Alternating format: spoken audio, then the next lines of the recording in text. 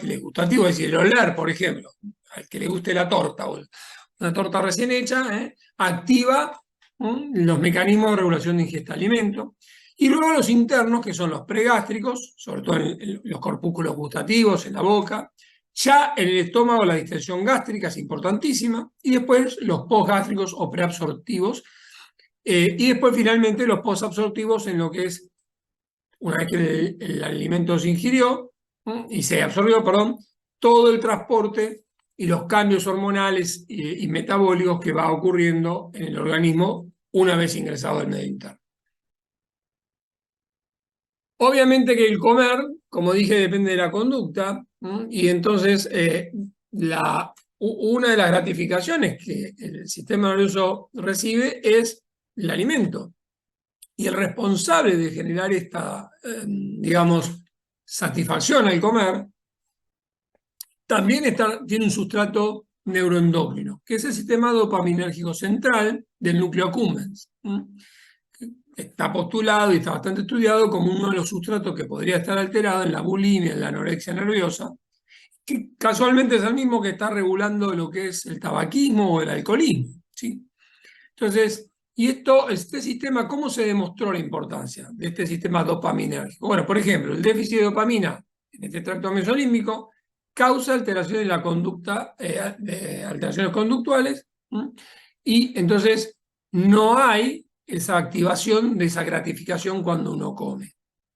Otro ejemplo es que cuando hay un atracón, se produce una liberación de dopamina. En la purga, es decir, después del atracón viene la purga, entonces evita la retroalimentación negativa que inhibe la liberación de dopamina. Y esto que al final puse acá, ¿qué pasa con la anorexia? Vieron que está la anorexia nerviosa, pero también la anorexia del anciano, el anciano que come poco. ¿Por qué? En ambos casos, los niveles de neuronas y dopaminérgicas y su actividad se ve disminuida. Entonces, sea porque en el caso de la anorexia libera menos dopamina, o en el caso del anciano ya no tengo neuronas dopaminérgicas por la degradación típica de la edad, ese organismo no tiene el circuito de gratificación activado, con lo cual come menos, no necesita comer para tener esa gratificación. Entonces, tenemos las señales que regulan esta ingesta, ¿sí? Uno la puede dividir de corto periodo y de largo periodo. Las de corto periodo son las que provienen básicamente del tracto gastrointestinal, cuando el alimento ingresa al tubo digestivo, hormonas pancreáticas y algunos nutrientes circulantes. Mientras que las de largo plazo son a veces algunas hormonas y nutrientes circulantes, pero sobre todo la cantidad de tejido adiposo que tengo en el organismo. Todo esto va a actuar en esta zona, que es el hipotálamo, que a su vez va a estar influenciado por el gusto, la memoria, factores comportamentales que, digamos, de alguna manera la historia del individuo va a hacer que prefiera un alimento u otro. Y todo esto entonces provoca una aferencia, una respuesta que es la búsqueda de alimento, pero no solo la búsqueda para comer cualquier alimento, sino la selección de alimento, la ingesta y los procesos metabólicos, ¿sí?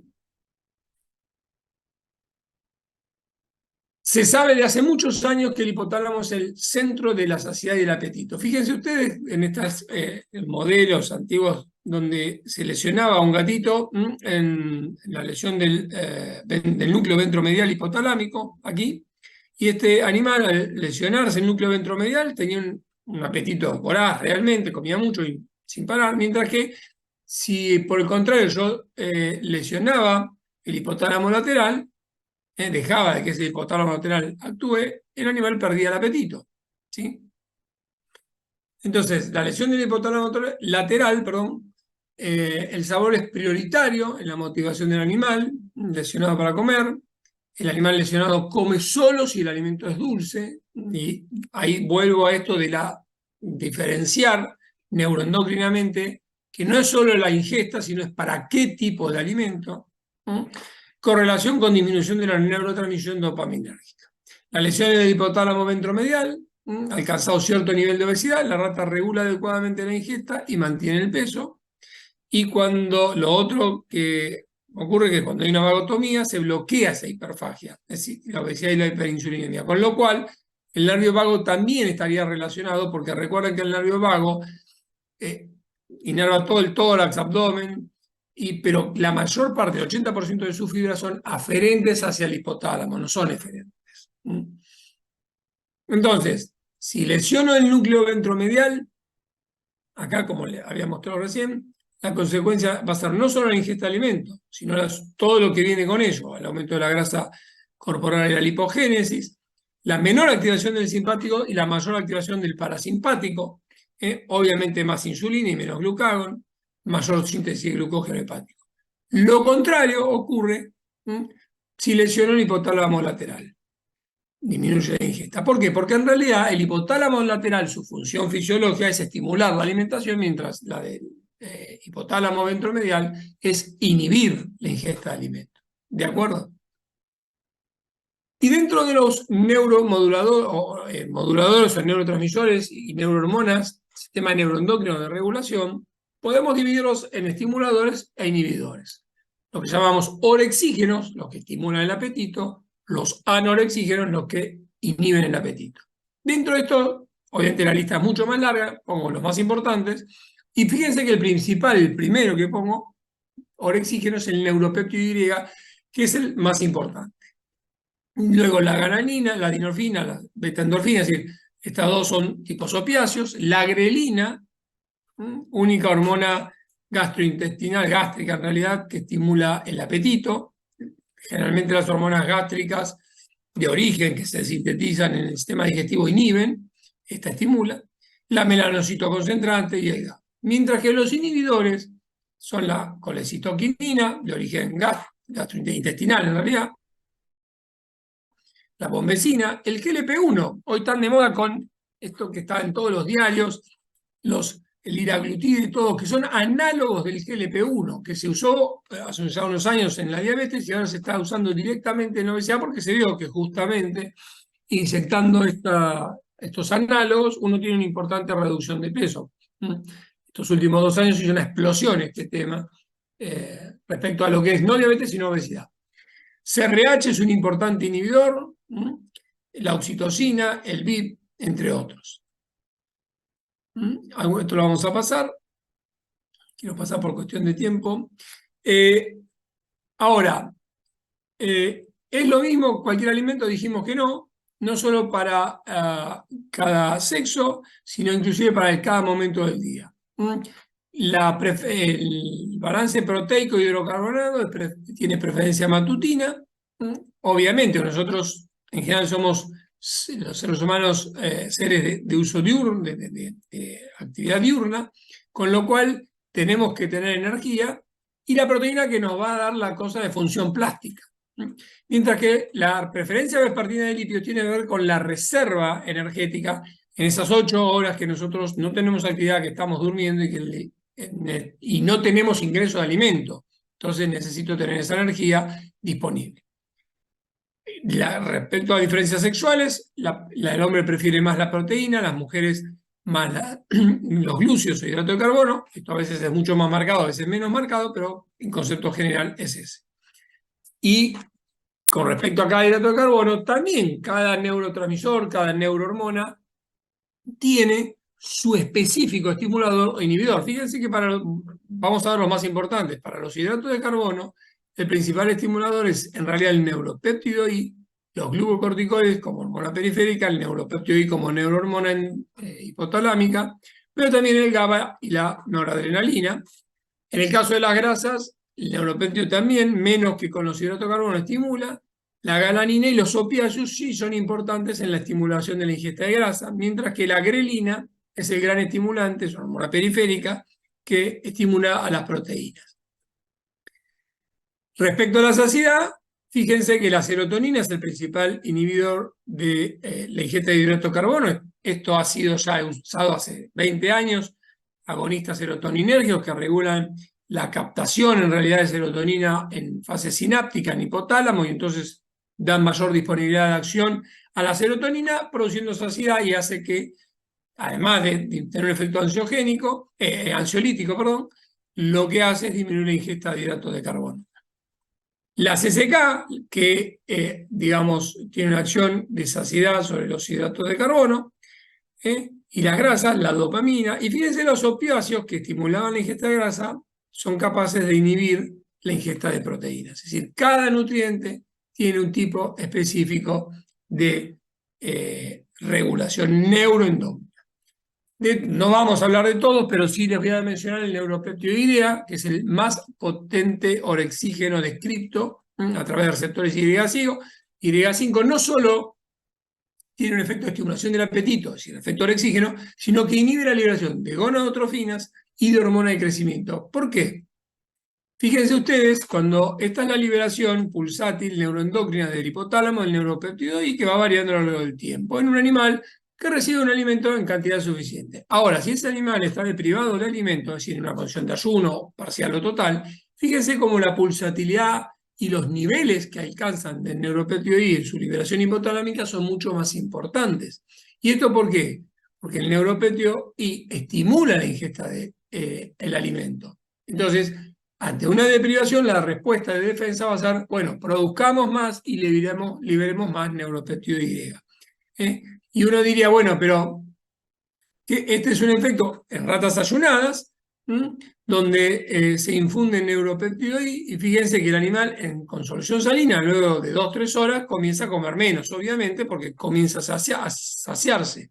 Sin embargo, si ya ese animal ayunado yo le doy permanentemente neuropeptidoide, ese neuropeptidoide, a pesar de que empieza a tener saciedad el animal después de unas horas, sigue comiendo mucho más que aquel que no lo recibió. Alguien me diría, bueno, pero ahí estamos hablando de una dosis farmacológica, ¿qué pasa con mi sistema endógeno? Y les muestro estos resultados re interesantes, donde en realidad lo que se hace es usar un anticuerpo que bloquea el propio neuropeptidoide. Y ustedes fíjense que hay una reducción de casi el 50% de de ingesta de alimento ante la administración de un anticuerpo que bloquea nuestro propio neuropeptidoide. Sí, estoy interfiriendo el sistema endógeno neuroendocrino de neuropeptidoide y logro inhibir la ingesta de alimento. ¿Sí? Como decía hace un rato, el tabaco, la nicotina, en realidad hace esto. La nicotina actúa sobre esta neurona, la inhibe, frena la secreción de neuropeptidoide, ¿sí? Por eso no comemos o come menos y la persona es delgada. Al dejar de fumar, y a más tiempo y más ingesta más tabaco, mayor tiempo de inhibición de la neurona NPI en el hipotálamo, cuando saco esa nicotina, ¿qué pasa? Esa neurona NPI que estimula el apetito comienza a producir en exceso. Por eso que la persona al dejar de fumar siempre tiene un promedio al año de haber suspendido el tabaco, de un aumento de peso entre 7 y 10 kilos, que puede llegar a 20. Entonces, fíjense, ¿dónde está esto en el hipotálamo? Bueno, el neuropeptidoide se produce en el núcleo arcuato y se libera en el núcleo paraventricular. Fíjense ustedes, las columnas blancas son los controles y después las rayadas son distintos días de ayuno. Fíjense cómo ante un ayuno, tanto en el núcleo arcuato como en el núcleo paraventricular, síntesis y zona de liberación, se comienza a producir más neuropeptidoide. Y la última barra es el periodo de realimentación. Si bien sigue sintetizándose, la liberación baja, cae. La síntesis tarda más en frenarse. Entonces, ante un ayuno, el tejido adiposo y el páncreas, digamos, van a responder disminuyendo sus dos hormonas, leptina e insulina. Ahora vamos a charlar de leptina. Y esto hace que el neuropeptidoide aumente y esto hace que la ingesta de alimentos sea mayor. Después va a haber otras activaciones como la inhibición del sistema simpático, que en realidad aumenta el gasto energético. Entonces es lógico que el neuropeptidoide inhiba el sistema simpático para que el gasto calórico sea menor ante una situación de ayuno y yo no tenga un gasto innecesario. Esto, bueno, más o menos lo mismo. Vamos a pasar un poquito. Una de las situaciones es que el ayuno también modifica el CRH. El CRH es una acción tiene una acción anorexígena. Con lo cual, la caída de leptina e insulina, por un lado, inhibe, dijimos, lo que es la parte del neuropeptidoide, aumenta, digamos, el neuropeptidoide, y por otro lado, baja el CRH, que es un anorexígeno. Otro regulador es la insulina. la insulina tiene un efecto anorexigénico, y esto uno lo puede ver en modelos de ratas, por ejemplo, cuando uno provoca por estreptozotocina una destrucción del páncreas que lleva a una insulinopenia, uno mide el neuropéptido y va a ver que está aumentado. Ahora, si yo le doy insulina, este efecto se bloquea, ¿eh? Y esta acción es a nivel del núcleo paraventricular. Si yo doy en otro modelo una infusión central de insulina, directamente al sistema nervioso central, disminuyo, atenúo, mejor dicho, el aumento de liberación de neuropéptido I que provoca el ayuno. Normalmente el ayuno da o aumenta el neuropéptido I, pero si le doy insulina, ese aumento es menor de liberación. Entonces, básicamente la insulina inhibe al neuropéptido I, que es el gran estimulante. Por eso tiene un efecto anorexigénico. Vamos a pasar. Hay señales periféricas, no solo de insulina y glucagón, sino todas las que provienen del tubo digestivo, la CCK que hemos mencionado, la bombecina, y muchas otras que van vía aferencias del nervio vago, por ejemplo, o algunas por acción hormonal, actuar en distintos núcleos, sobre todo hipotalámicos, regulando la ingesta. Uno de ellos es la colecistoquinina. Fíjense que cuando uno administra colecistoquinina o CCK, que produce el intestino, tanto en el adulto como en una modelo de, esto es en ratas ayunadas, que el animal debería comer en realidad, tanto en distintas edades, adultas como jóvenes, cuando uno administra la colecistoquinina, se inhibe digamos, se provoca una inhibición importante de la ingesta de alimentos.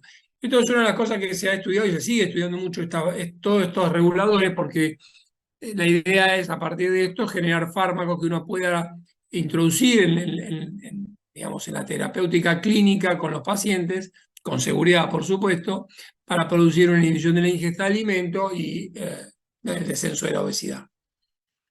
¿Cómo actúa la colecistoquinina? Bueno, ante una ingesta de proteína o de grasa, se estimula la colecistoquinina. Por un lado se estimula el sistema simpático, pero por otro lado, la colecistoquinina estimula las terminales vagales que están en el píloro, y esto lleva a la activación del nervio vago. ¿Sí? Es decir, una hormona que actúa sobre una terminal del sistema nervioso, activando el vago, lo cual el vago viaja por vía deferente al núcleo del tracto solitario. Cuando llega al núcleo del tracto solitario, conecta estimulando el hipotálamo medial. Y esto lleva a esta activación del hipotálamo medial, lleva a la inhibición de la ingesta. Digamos, el mecanismo fisiológico por el cual la CDK es anorexigénica es este que acabo de mencionar. Está involucra, digamos, al nervio vago.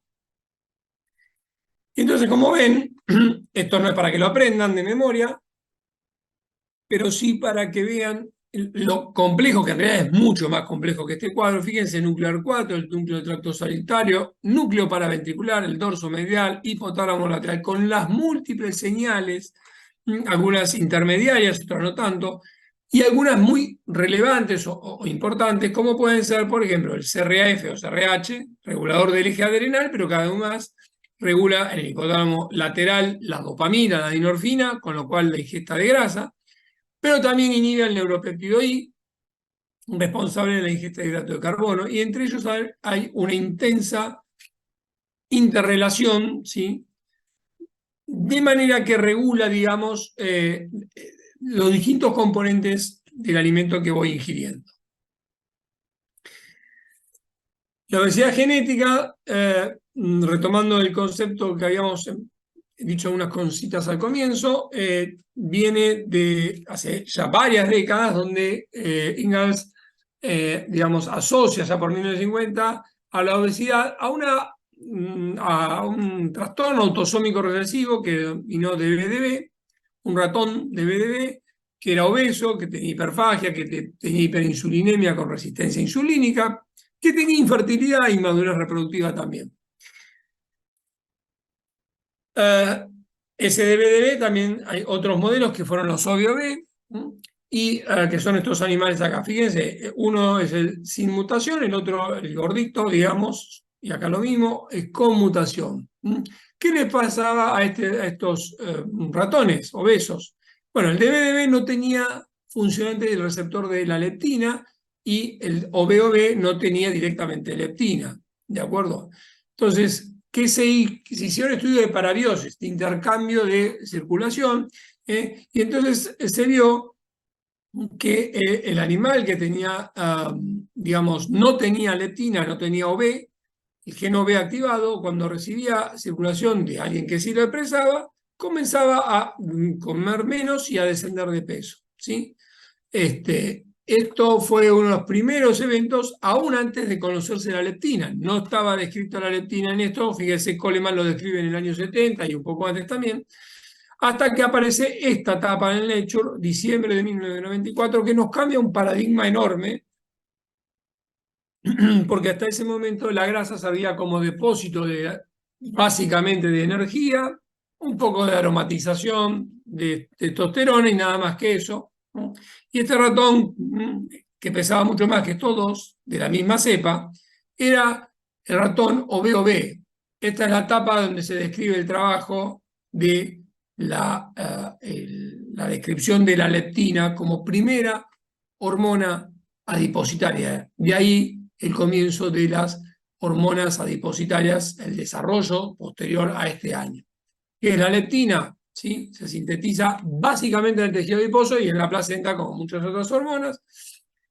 Muy, muy similar la humana a los roedores, un péptido de 167 aminoácidos con cierto ritmo circadiano, que viaja, a pesar de ser un péptido, viaja unida a proteína en plasma y que tiene una vida media de 90 minutos, que tiene un receptor de la tipo citoquina clase 1, que está ubicado en distintos sitios. Algunos conocemos su acción, otros todavía no. Páncreas, hipotálamo, ovario se conoce, en el hígado no tanto. Y que tiene dos formas, la forma corta, ¿sí? Y la forma larga. La forma larga es la que produce los efectos biológicos que están ligados a un efecto tirosinquinasa similar al que tiene la insulina. ¿De acuerdo?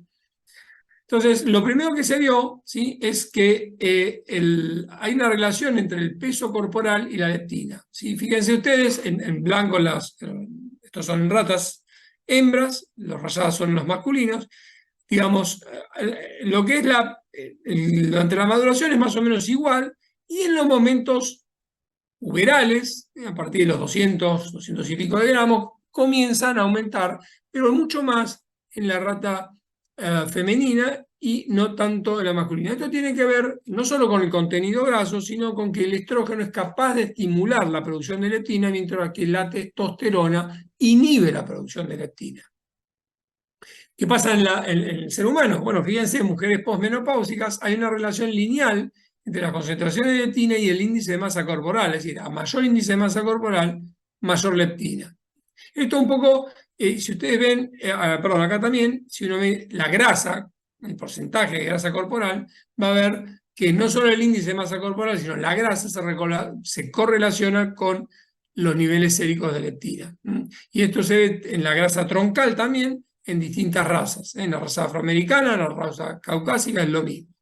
Entonces, el hombre, digamos, tiene un porcentaje de grasa, ya dijimos, mucho menor que la mujer, ¿sí? Y por lo tanto, su nivel de leptina es mucho menor. Cuando los primeros trabajos demostraron que la leptina era un inhibidor del apetito. Cuando se descubrió esto, dijeron, bueno, listo, es la gran solución a la obesidad.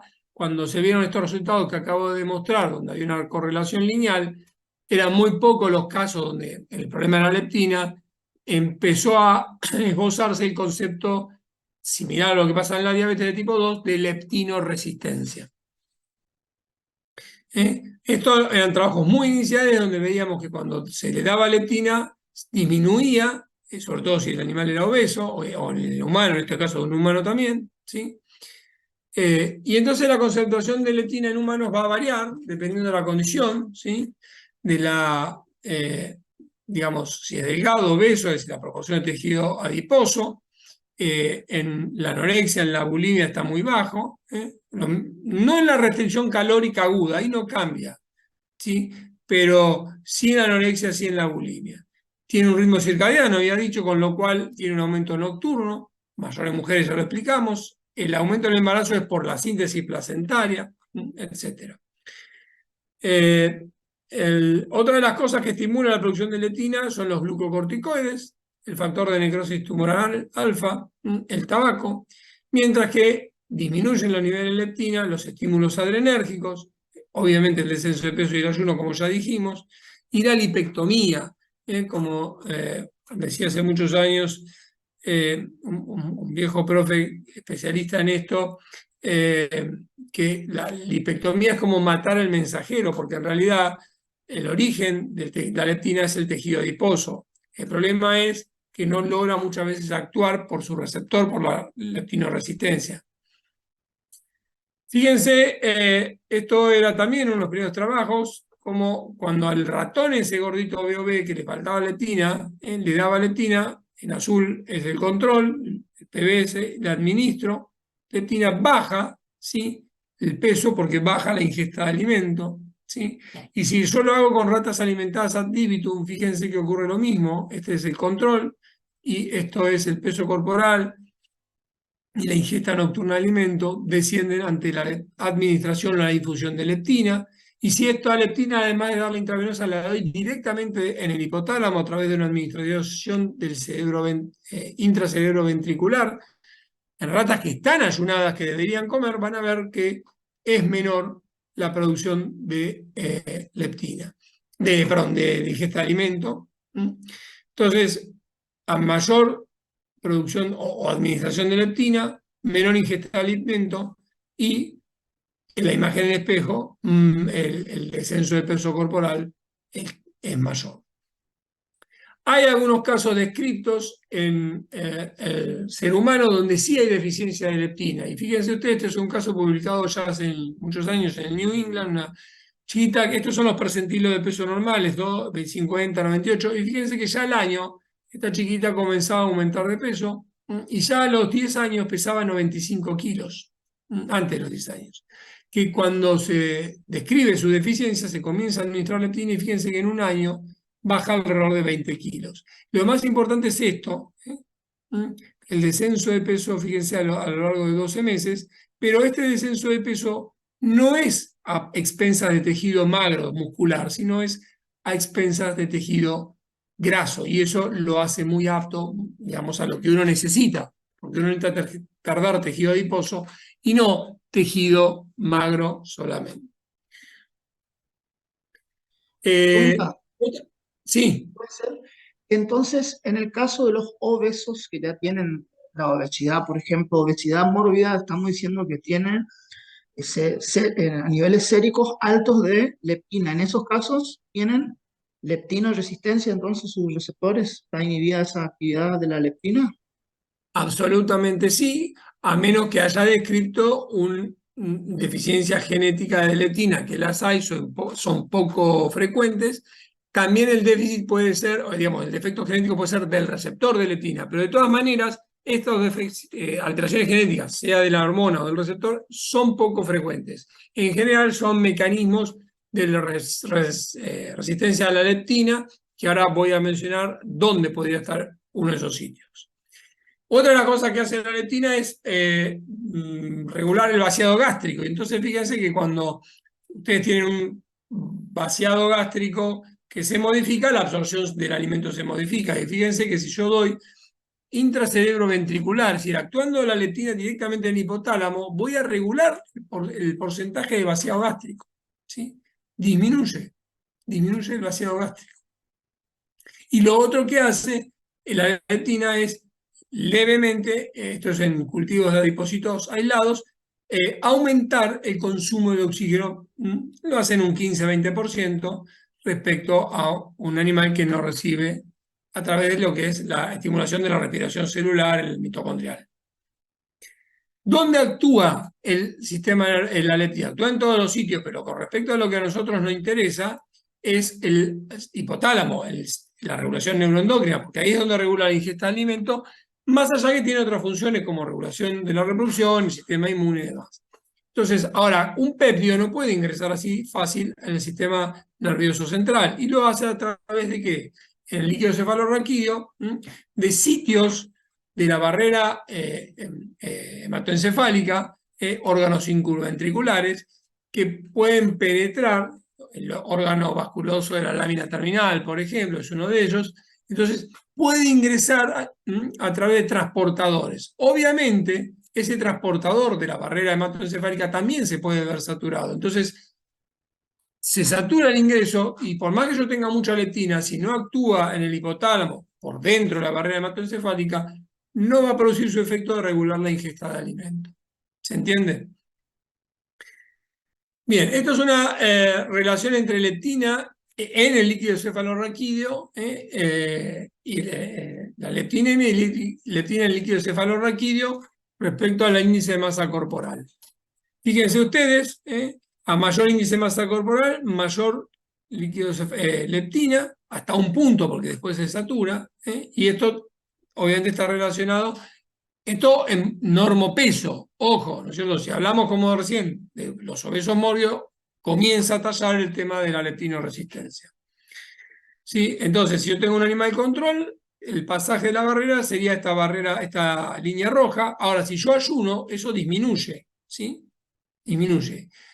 Y si yo realimento a un animal ayunado, vuelvo a tener una curva similar a la de control, pero en un nivel mucho más bajo del animal control.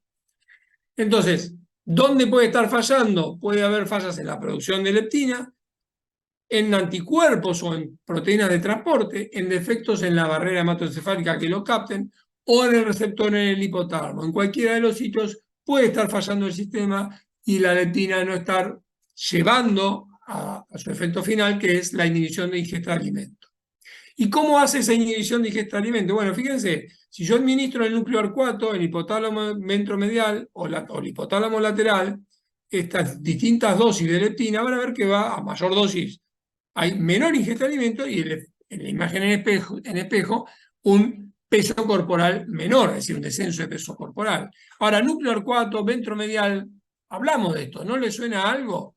¿Qué hay ahí? Hay neuropéptido I, dijimos, se sintetiza en el arcuato, se libera el núcleo paraventricular. Entonces, fíjense, un animal control, uno administrado con neuropéptido I, aumenta hasta 8 veces la ingesta, o por lo menos 6 veces la ingesta de alimentos. Sin embargo, si a ese mismo animal yo le doy leptina, baja a la mitad. Baja a la mitad. Esto significa que la leptina está interactuando con neuropéptido I. ¿Qué hace la leptina? La leptina, digamos, baja o inhibe al neuropéptido I. La síntesis y la liberación del neuropéptido I, ¿sí?, baja por acción de la leptina. Hay otros péptidos reguladores que van a otros núcleos, el CRH, pero sobre todo el POMP, el CARP, ¿sí?, que digamos, normalmente disminuyen, al contrario del aumento del neuropéptido I, estos son anorexígenos, disminuye con la leptina, se vuelve a regular. Otro importante estimulador del apetito es el MSH que habíamos mencionado. Fíjense cómo aumenta acá a las 2-4 horas, pero si le doy leptina, es decir, ¿qué pasa? La leptina está actuando como señal periférica en el hipotálamo, inhibiendo a todos los sistemas neuroendocrinos hipotalámicos orexígenos, es decir, capaces de estimular el apetito. Y estimula, ¿sí?, inhibe a esos y estimula a los anorexígenos, a los que inhiben la ingesta de alimentos. ¿De acuerdo? Entonces, básicamente es una hormona periférica, pero que actúa sobre sistemas neuroendocrinos hipotalámicos, permitiendo la regulación de la ingesta de alimentos. La galanina es otro, no me quiero detener mucho en esto. Y otra de las cosas que hace la leptina es, fíjense ustedes, esto es una curva de glucemia, obviamente administro glucosa, aumenta la insulina, pero si yo le doy a ese mismo animal en ese momento leptina, inhibo, o por lo menos no aumento tanto la insulina. Ustedes recuerden que el animal OB tenía diabetes, hiperinsulinemia. ¿Por qué? Porque, bueno, obviamente la leptina, digamos, la insulina, perdón, aumenta la secreción de leptina, la leptina en los tejidos, es decir, aumenta la leptinemia, y esto entonces nos arma un eje, un eje pancreático adiposo, en el cual la célula beta produce insulina y esa insulina estimula la síntesis y la liberación de leptina en el adipocito.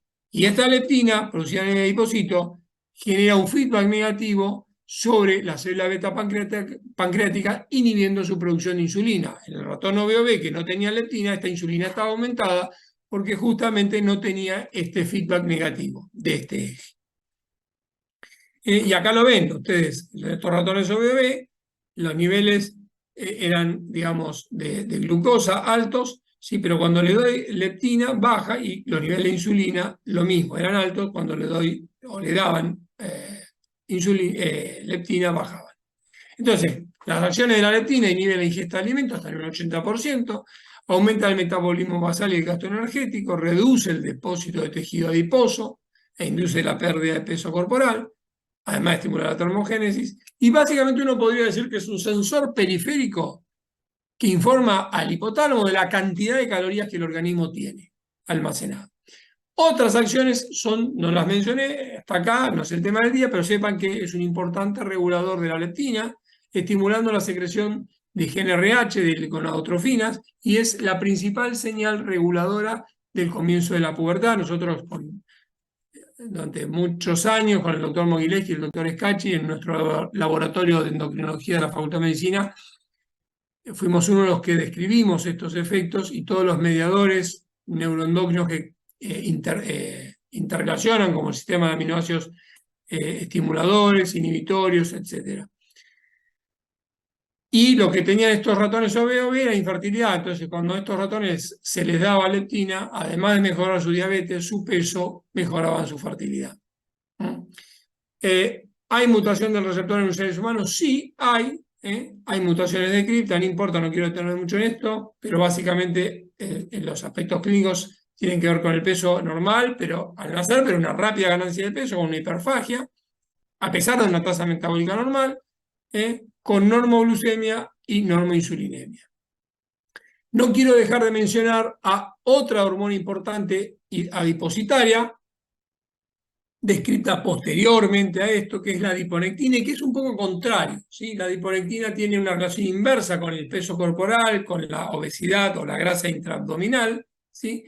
Y entonces lo que se ha descrito es que tanto en ratones como en humanos obesos, la adiponectina se ve disminuida, en la insulinoresistencia y en la diabetes también se ve disminuida, y que algunas drogas agonistas de PPAR gamma, como las tiazilindionas, son capaces de mejorar esto, ¿sí?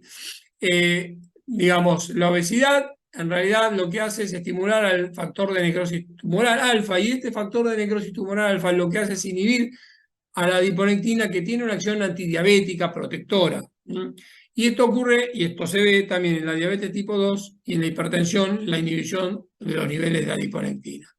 Cuando uno tiene una insulinoresistencia, y supongamos estrés, aumento de catecolaminas, estas catecolaminas inhiben la producción de adiponectina, lo cual disminuye la insulinosensibilidad. Como dije, la adiponectina es antidiabética porque lo que hace es mejorar la insulinosensibilidad. Entonces, cuando yo tengo más catecolaminas ante un estrés crónico, por ejemplo, la adiponectina disminuye, la insulinosensibilidad también disminuye. Y como ejemplo de acción antiobesidad y antidiabética de adiponectina, podemos mencionar que el síndrome metabólico en humanos, en algunos casos que hay mutación del gen de adiponectina. Y lo más importante es que, por suerte, esta adiponectina podemos aumentarla. ¿Y cómo? Con ejercicio físico. El aumento de ejercicio físico provoca un aumento de adiponectina que tiene todos los mecanismos moleculares que describimos, antiobesidad y antidiabetes. Entonces, ¿la adiponectina qué hace? ¿Por qué tiene ese efecto? Porque aumenta la fosforilación óxido de tirosina del receptor, aumenta la 5-AMP quinasa, con lo cual la oxidación de grasas es mayor, y entonces hay menor depósito dentro de la célula muscular, es decir, de grasa, menor esteatosis intramiocelular, y la menor esteatosis intramuscular más el aumento de la fosforilación del receptor de insulina hace que la sensibilidad de la insulina sea mayor, sobre todo en el músculo esquelético, que es el tejido que por excelencia es el que más gasta, y mejora la insulinoresistencia. Entonces, la adiponectina aumenta la acción de la insulina, ¿sí?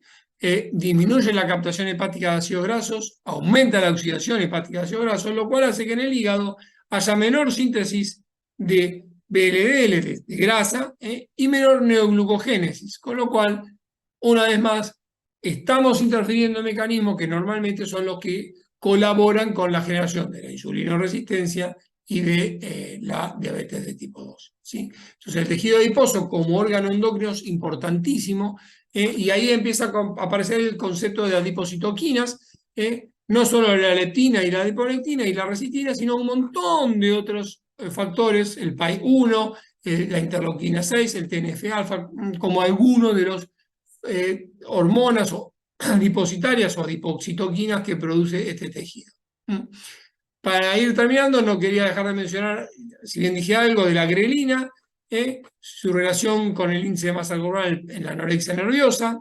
Fíjense cómo pacientes con anorexia nerviosa expresan más grelina. Les recuerdo, la grelina es una hormona producida en el estómago y que es la única hormona del tubo digestivo que estimula en vez de inhibir el apetito, y lo hace sobre todo por proteínas, ¿sí?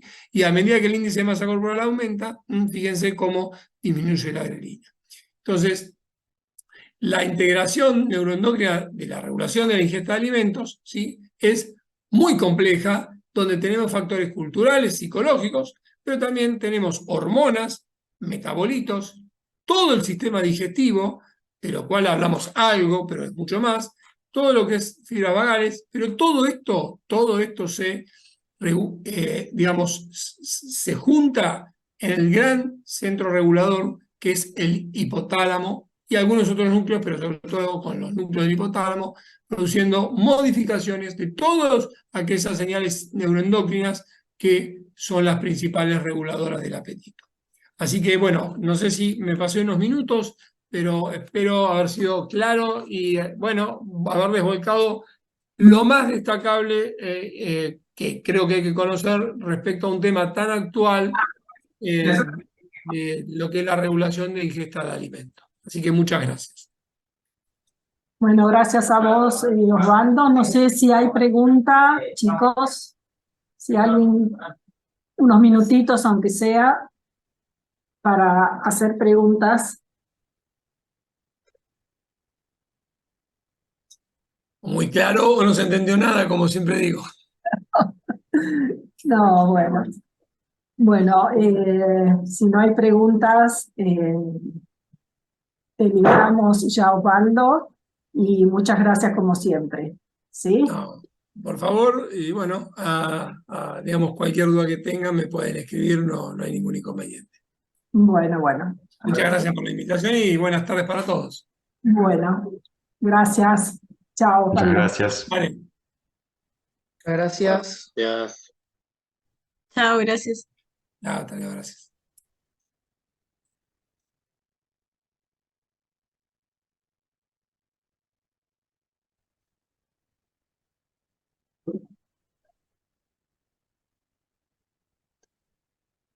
Doctor Brites, buenas tardes. Hola, buenas tardes, doctora Boero. Hola, chicos, ¿cómo están? Hola, buenas tardes. ¿Bien? Hola, buenas tardes. ¿Cómo andan? Buenas tardes. No sé si hacemos, ¿quieren 5 minutitos? ¿Te molesta, Fer, si esperamos 5 minutitos? No me molesta para nada, porque además yo, mientras terminaba la charla de Osvaldo, yo venía recorriendo las imágenes, ¿sí?, de todos los chicos y ya los veía como que estaban medio agotados, ¿sí? Viernes a esta hora, con lo cual si quieren hacer 5 minutos, ningún problema, ya se les veían las caras. Bueno, 5 minutos para pasar a una cosa totalmente diferente. Bueno, dale, genial. Perfecto.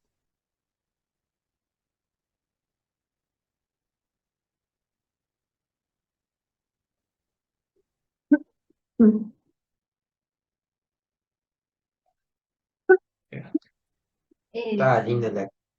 Espera que me muteé. ¿Cómo anda, doctora? Te darás cuenta que me agarró ataque de tos. Bien, ¿y vos? Bien, todo bien. ¿Está en el nosocomio? Estoy en el nosocomio, sí, porque no llegaba a casa. Ahora te presento y mientras vos hablás, me estaré dirigiendo al hogar. No, que yo pensaba hacerla interactiva, pensaba hacer participar, si tengo tu... Sí, voy a estar un rato y voy a llegar a casa y apenas llegue me conecto. No creo, pero la clase pobre, los chicos, es una cosa, hoy es viernes a esta hora, yo creo que de día que vos llegas a tu casa, la clase, si cuando te conectás no estamos, vos no te preocupes, No te quedes desesperes. Si ves la pantalla negra, sí, no te quedes desesperes. Después te mandamos el PDF. ¿Todo bien? ¿Estás sola por ahí? No, los chicos están terminando el ensayo de LK. Recién, todavía no terminaron. Está ese y Maxi, porque Belén le entregaban hoy el título, así que se fue hace un ratito a la facultad. Ay, no contó nada. No, Mirá qué ahora lástima. no. Sí, yo no podía ir porque me hubiese gustado acompañarla, pero Claro. Mira vos, haber sabido. así que no, para nada. ¿Quién se lo entregaba? No sé, sus padres creo, porque venían sus papás de Chile. Ah, mira vos, qué lástima. Si haber sabido hubiésemos ido. Y los chicos tampoco pudieron ir. Y no, porque estaban con el ensayo. No, Lástima que no. Lástima que no avisó. pero no, recién me dijeron, cuando se iba, me dice Laura, me tengo que ir porque me entregan el título. Así Bueno, que, bueno. ¿qué se va a hacer? ¿Viste el mail que te mandé, no? Pero no entendí. ¿Eso que vino en las críticas de Anatol? No sé, Maxi me dijo. Acá No, nos matábamos de risa porque has visto que cuando vos mandás, después se nos sí. juntan todas las palabras. Entonces dice, vinieron de Francia, nos estuvieron reclamando que en los Word se juntan las palabras. No, lo que pasa que, a ver, pero yo no me acuerdo bien ahora. Bueno, eh, a ver, porque viste, llegó el mail de Anatol, yo lo miré en el teléfono, así empecé a leer algo y se lo reenvié directamente a Maxi. Después ya no lo pude mirar. Cuando vos Ah, me mandaste eso, yo deduje que era algo relacionado con el que lo había escrito Anatol. Pero lo que no me acuerdo, porque viste que hay muchas veces que yo les digo, claro, pero esto lo tengo que haber mandado yo. no, Pero viste que a no, veces, sí, pero viste que yo a veces lo que hago es les digo, mándenmelo ya listo que yo lo reenvío sin abrirlo. Eh, y no sé, se ve que con este no lo hice, no me acuerdo. Pero no además, sé. no sé, no tengo bien claro cuál es el problema. Sí, voy a tener que desinstalarlo y que me lo vuelvan a instalar. Sí, ¿Viste? sí, Todo un lío. es con tu computadora. No, eso lo tengo claro porque además se lo hago a todo el mundo. Y creo que es con la grande, no es con esta, con la notebook.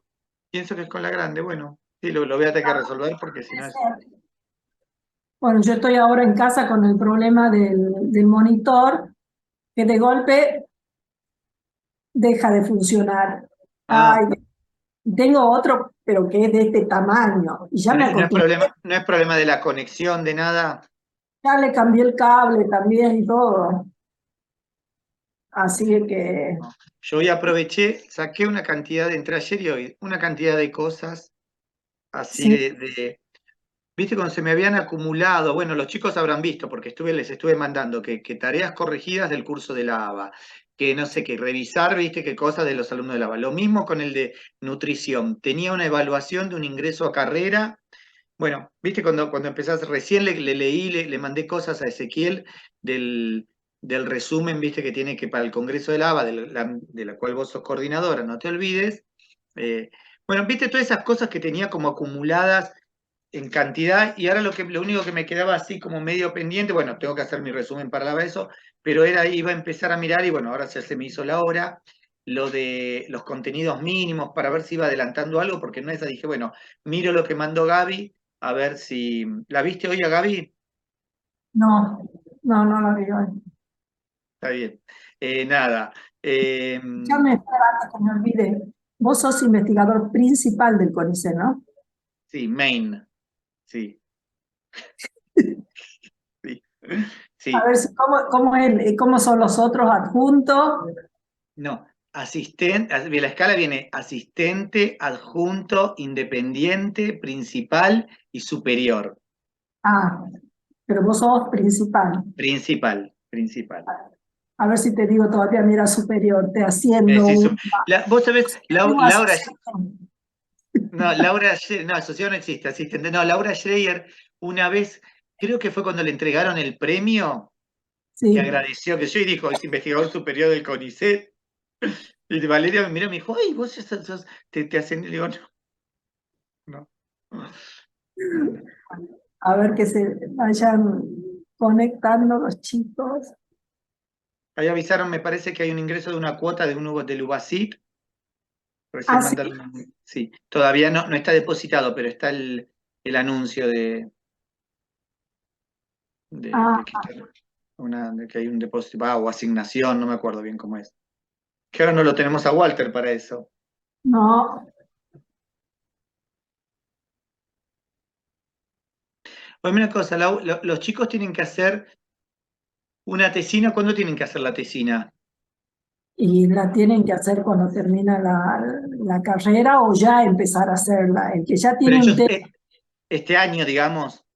no. Ah, La van a presentar cuando termina la carrera, ¿qué es el año que viene? el año que viene. El año que viene, está bien. ¿Y la suelen hacer o monográfica o con resultados propios? Son las dos opciones. Sí, o experimental o bibliográfica. O bibliográfica. Está bien, perfecto. Así que bueno. Los chicos se tomaron un poquito más de 5. Es que yo por eso ¿viste? Le decía, porque recién veía que estaban ahí, viste, estirándose, que estaban, viste, dando vueltas. Sí. Y viernes. Igual va a ser un poquito más corta la clase, así que. Y por el tema se les va a hacer más liviano, además. No Sí. les va a resultar pesado.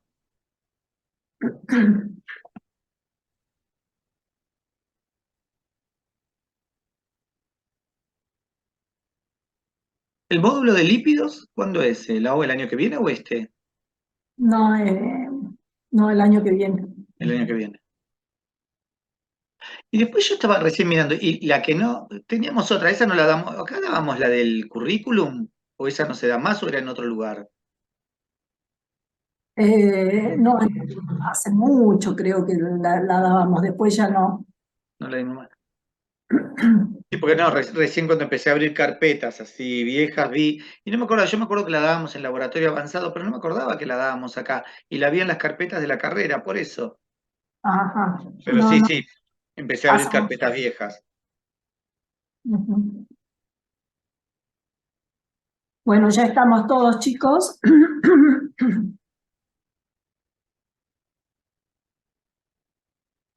Empiezo a ver para compartir, a ver, no me di cuenta de hacerlo, a ver si anda todo bien, a ver si no puedo compartir.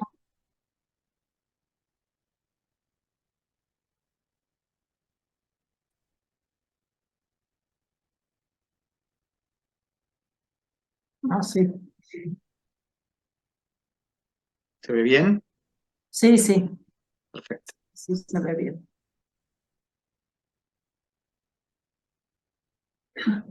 Bueno, la clase que van a tener ahora, que está fuera, digamos, de lo que tiene que ver con la endocrinología, va a estar a cargo del doctor Fernando Brites. El doctor Fernando Brites es investigador principal de CONICET y es profesor asociado de la Cátedra de Bioquímica Clínica 1 de la Facultad de Farmacia y Bioquímica de la Universidad de Buenos Aires. Bueno, el doctor ha dirigido varios trabajos, o sea que tiene trabajos de tesis, o sea que tiene mucha experiencia en todo lo que es la presentación de un trabajo. Y como ustedes tienen que presentar un trabajo final, que puede ser experimental o bibliográfico, queríamos darles las pautas, que el doctor les explique cómo realmente tiene que ser la presentación de un trabajo de investigación bibliográfica o experimental, ¿sí? Recuerden que para poder tener el título de especialista, ustedes tienen que presentar ese trabajo. Y como con la doctora Mesh siempre le decimos a los alumnos, desde este día comiencen a pensar, si es que tienen un panorama de lo que es la endocrinología, sobre qué tema les gustaría presentar la tesina. O si tienen la posibilidad de hacer un trabajo experimental, sobre qué harían ese trabajo experimental. Porque todo lleva tiempo. Ponerse a escribir cuesta muchísimo. Y realmente, si no se va elaborando todo esto en el transcurso de la carrera, después se torna más difícil poder realmente concluir con la presentación de ese trabajo. Así que bueno, espero que todo lo que el doctor Britten le explique ahora le sea de gran utilidad para facilitarle la presentación del trabajo de investigación. ¿Sí? Bueno, gracias Fernando y como quieras empiezas. Bueno, gracias, Lau. Bueno, ¿qué tal, chicos? ¿Cómo están? Bueno, miren, vamos a ver algo, vamos a tratar de, con esta clase, si bien hay muchos aspectos como muy teóricos, ¿sí? De darles algunas pautas que después les resulten de utilidad, no solamente, aunque sí, principalmente para la tesina que ustedes tienen que hacer, sino que después para cualquier trabajo de investigación que ustedes quieran encarar y que después lo quieran escribir y publicar. Obviamente que de todas las cosas que vamos a decir, ¿sí? Dependiendo de las características del trabajo y dependiendo de en qué ámbito se esté realizando y cuál sea el destinatario final de ese trabajo, algunas aplican y otras no son aplicables. ¿Está bien? Y van a ver que muchos de los conceptos que vamos a ir viendo responden al sentido común y muchos ya les resultan conocidos. Lo que sí les pido que vayamos charlando, me van interrumpiendo, no se preocupen que la clase igual no se va a hacer más extensa porque ustedes interrumpan y acoten algo, porque igual es una clase un poquito más corta, sabemos que es viernes a esta hora, así que no se hagan problemas, ¿sí? Y esto yo después le mando a Laura el PDF, cosa que si hay algún dato que a ustedes les pueda servir, o si por ejemplo cuando ustedes empiecen a elaborar su plan de trabajo, o cuando empiecen a escribir la tesina, si necesitan refrescar alguna definición o decir no me acuerdo exactamente si qué es lo que se coloca en la hipótesis, en los objetivos específicos, si tengo que no poner un cronómetro, bueno, todas esas cosas van a tener el PDF y quizás puedan ir a consultarlo. ¿Está bien?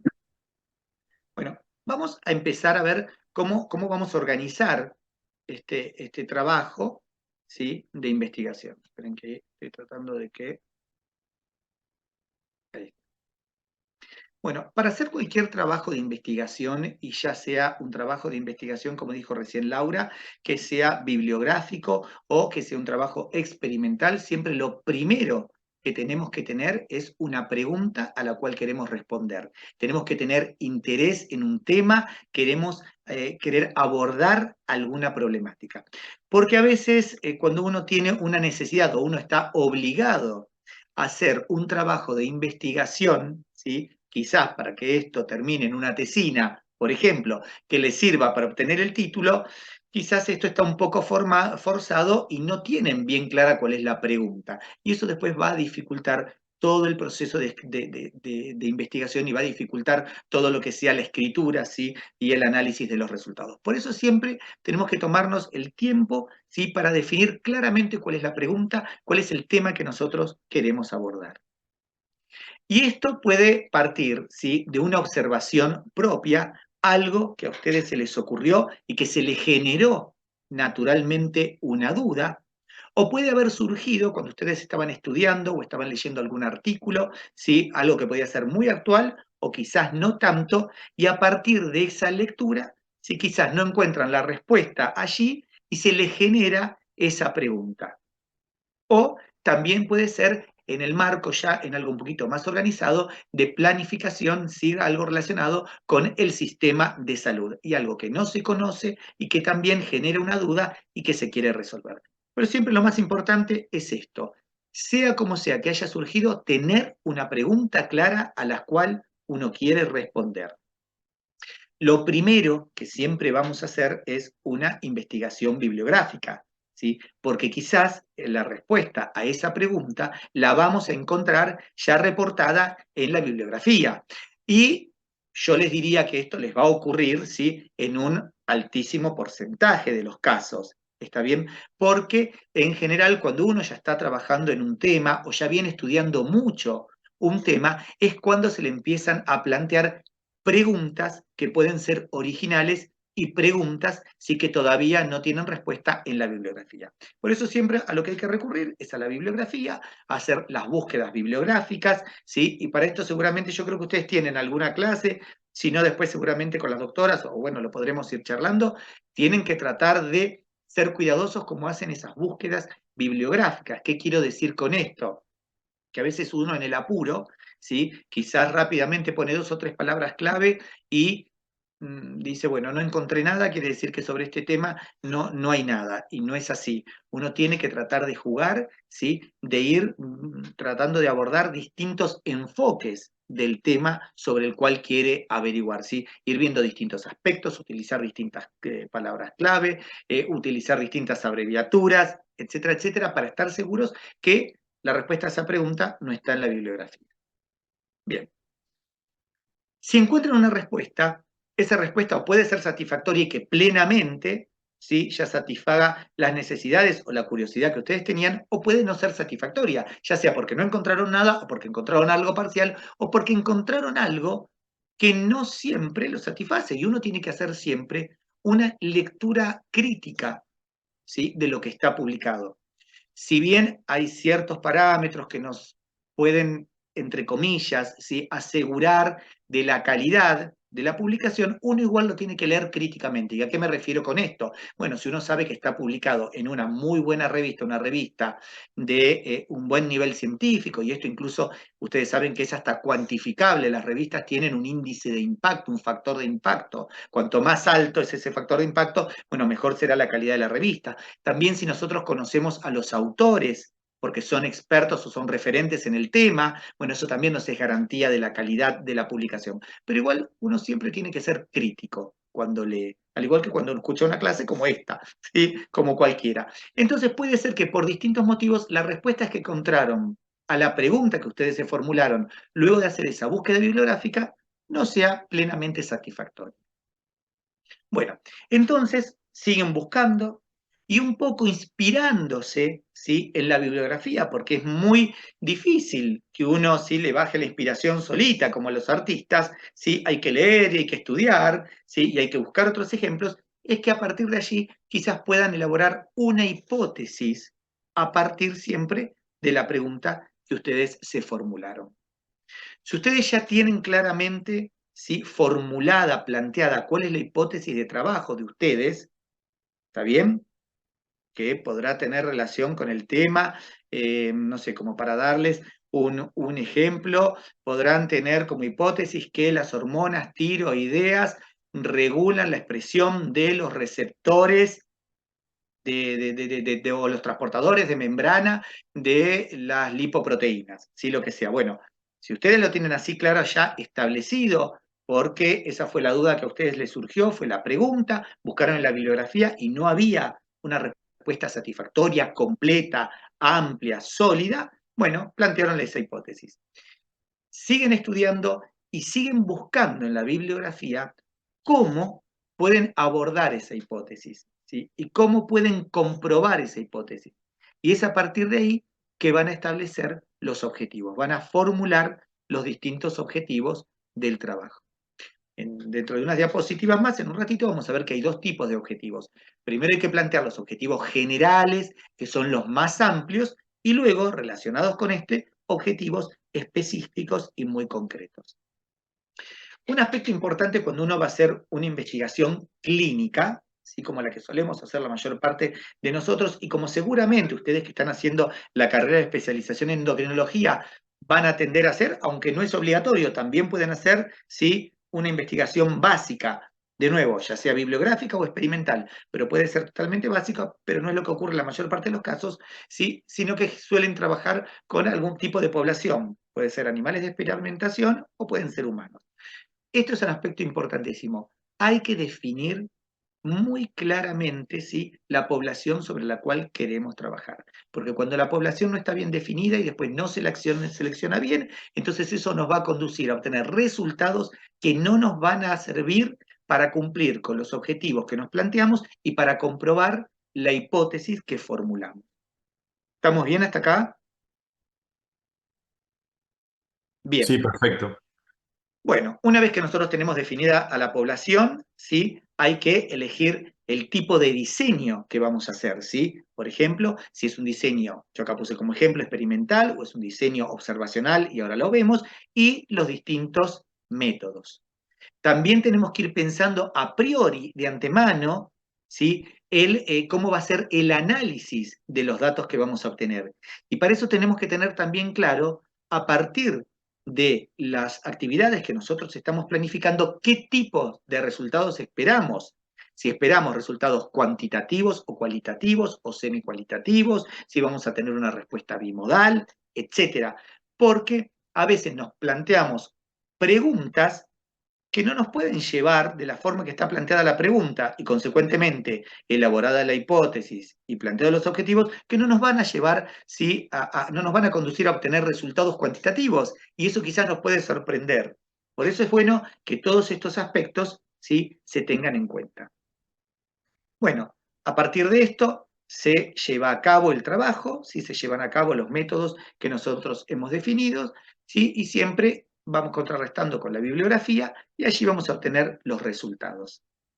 De nuevo, vamos a comparar nuestros resultados con los que están publicados en la bibliografía, porque en la mayor parte de los casos hay algo semejante, al menos, ¿sí?, por más original que sea, que está publicado en la bibliografía, o al menos con lo cual podamos hacer un paralelismo. Se hace el análisis, ¿sí?, de esos resultados aplicando los métodos estadísticos que corresponden, porque eso también muchas veces, si nosotros no aplicamos la estadística que corresponde de acuerdo al diseño de nuestro estudio, entonces también podemos terminar falseando esos resultados. Perdón. Y por último, de nuevo, comparando con la bibliografía y siempre haciendo investigación bibliográfica, vamos a obtener las conclusiones. Y acá yo creo que lo que uno tiene principalmente que tener en cuenta es que hay que ser cauteloso y que las conclusiones tienen que estar acorde, ¿sí?, a la hipótesis planteada y a los objetivos formulados. Porque uno tiene una tendencia, ¿sí?, se entusiasma y saca conclusiones más allá de lo que nuestros resultados lo permiten, ¿está bien? O empieza a especular. Lo cual a veces puede ser válido, pero claramente hay que establecer que esto es algo que uno está deduciendo, que está infiriendo, algo que está especulando, e incluso hay una forma de escribirlo que es en potencial. A partir de este análisis se podría inferir que los pacientes con tal patología podrían, y claramente establecer que no es lo que se desprende directamente de nuestros resultados, sino que es una especulación. Y quizás eso está bueno también, porque a partir de ese tipo de especulaciones o de inferencias, para llamarlas más correctamente, uno puede plantear un nuevo trabajo y puede a partir de eso plantear una nueva hipótesis y nuevos objetivos. Y así es como se van conduciendo los trabajos de investigación. ¿Está bien? Miren, yo siempre me acuerdo una historia que se cuenta en la Facultad de Farmacia y Bioquímica. Ustedes no sé si escucharon hablar del doctor Alberto Boveris. El doctor Boveri fue decano como en 2 o 3 periodos, no sé cuántos periodos, ¿sí?, en la facultad, y era experto en todo lo que tiene que ver con el estrés oxidativo y un experto reconocido internacionalmente. Y una vez había alguien dando un seminario, ¿sí?, era un profesor invitado, qué sé yo, y varias veces fue repitiendo, a partir mostrando sus resultados, e iba repitiendo, ¿sí?, la frase, bueno, y nosotros descubrimos esto, y nosotros descubrimos lo otro, hasta que el doctor Boveri se cansó y les dijo: si Watson y Crick sugirieron, ¿sí?, la estructura del ADN, ustedes no pueden haber descubierto nada. De última podrán sugerir. Y a eso me refiero cuando uno tiene que ser, sí, muy cuidadoso, muy cauteloso, porque además después los resultados, para adquirir validez, hay que poder reproducirlos. ¿Está bien? Bueno, ¿estamos bien hasta acá? Cambiamos el enfoque, pasaron de una cosa, de la leptina y de la anorexia y de todo eso, la adiponectina y cómo regulaba la síntesis de la BLDL, etcétera, a algo absolutamente abstracto. Bueno, y lo que les decía recién, a partir de estas conclusiones, podemos comenzar todo el ciclo otra vez, ¿sí? Y se puede reformular una pregunta. Bueno, esto es algo que, si bien nos cuesta muchas veces, porque uno, en el fragor, en el entusiasmo de hacer un trabajo, ¿sí?, se olvida, y quizás se pone primero a llevar a cabo el trabajo antes de escribir el plan de trabajo. Tener un plan de trabajo previamente escrito no les va a garantizar el éxito, ¿está bien? Pero no tenerlo les garantiza el fracaso. uno tiene que seguir el método científico, y lo primero que hay que hacer de manera más sencilla, más compleja, más corto, más largo, más completo, menos completo, como ustedes quieran, pero uno tiene que tener esbozado el plan de trabajo y tiene que tener claramente establecidos los lineamientos que va a seguir. Bien, vamos a ver entonces tanta importancia que le damos al plan de trabajo y que ustedes, aunque hagan una investigación bibliográfica, también lo van a tener que escribir. Ya les digo, aunque sea muy sencillamente, aunque sea de manera casi telegráfica, ¿sí? Pero tienen que tener ese plan de trabajo.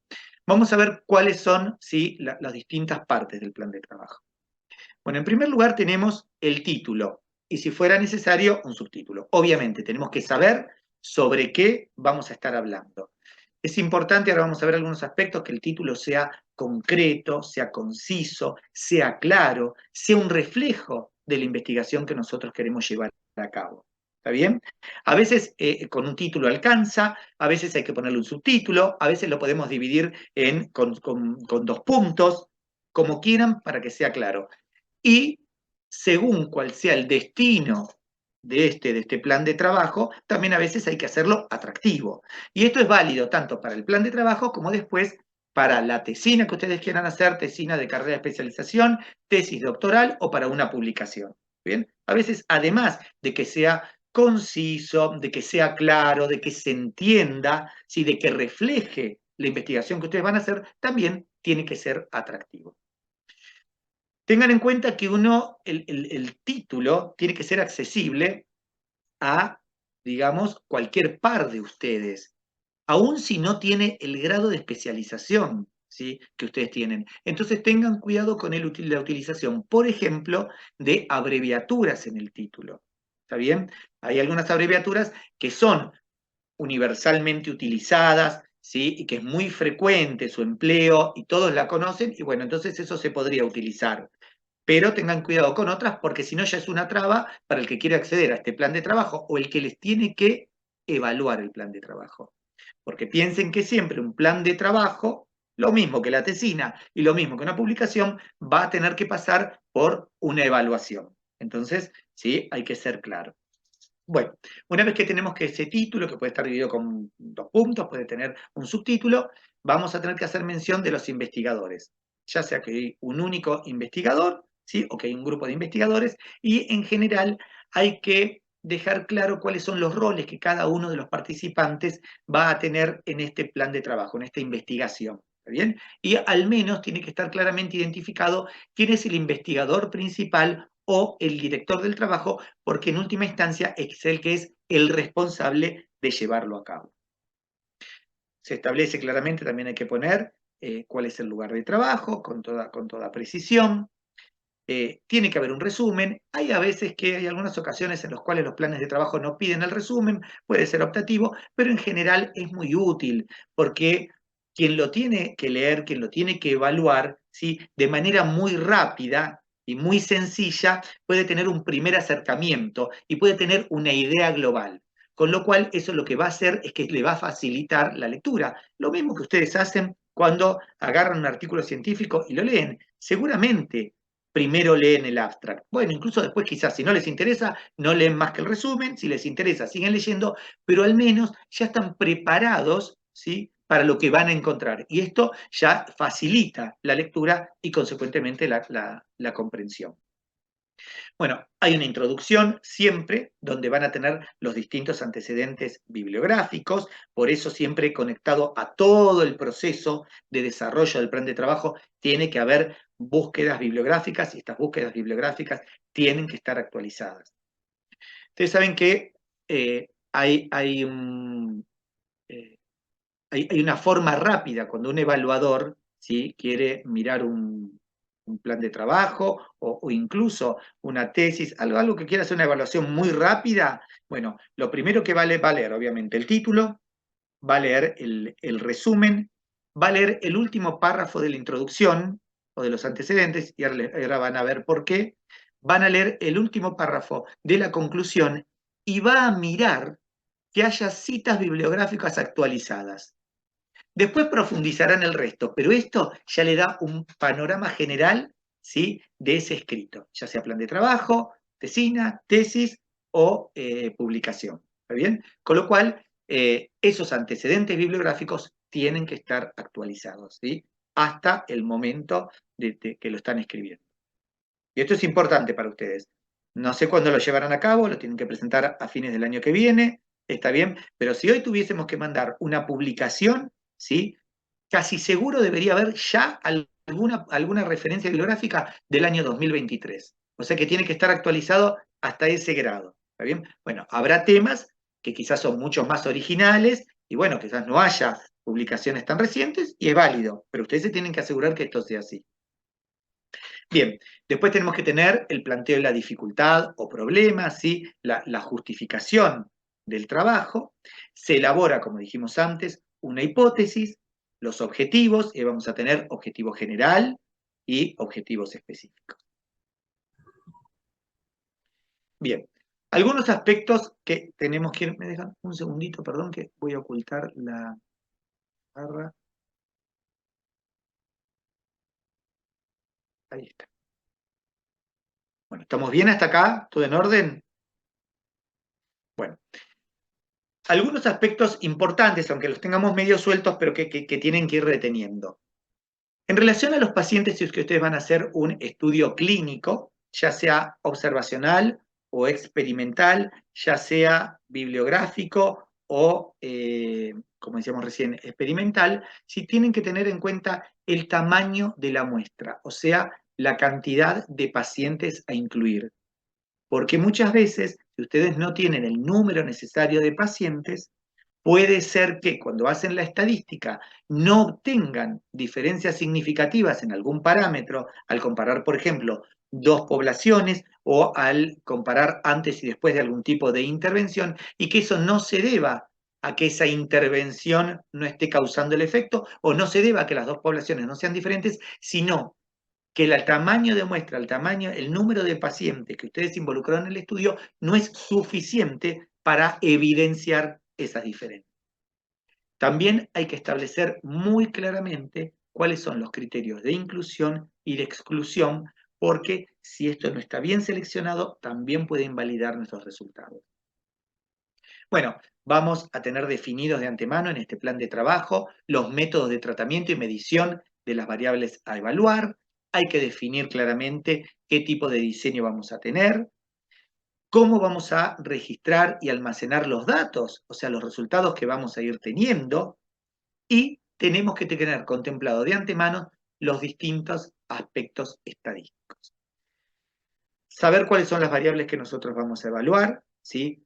Hay que justificar el tamaño de muestra seleccionado y para esto ustedes saben que hay un test estadístico que les permite calcular el tamaño muestral, ¿sí?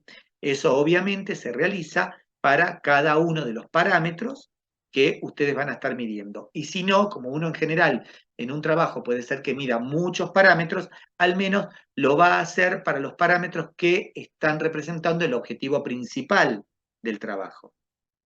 Van a tener que tener en cuenta a priori cómo se van a resumir los datos, ¿sí? Cuando hay una estadística se llama descriptiva, y las distintas tipos de técnicas de estadística que van a utilizar.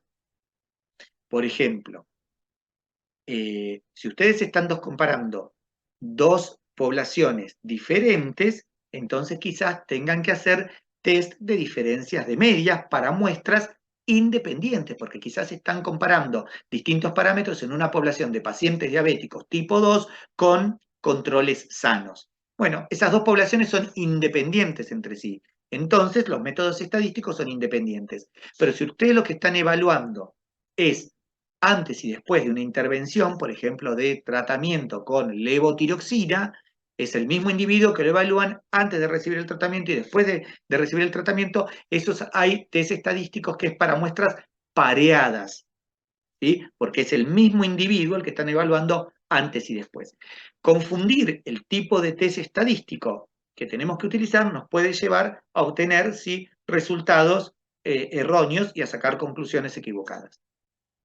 ¿Está bien?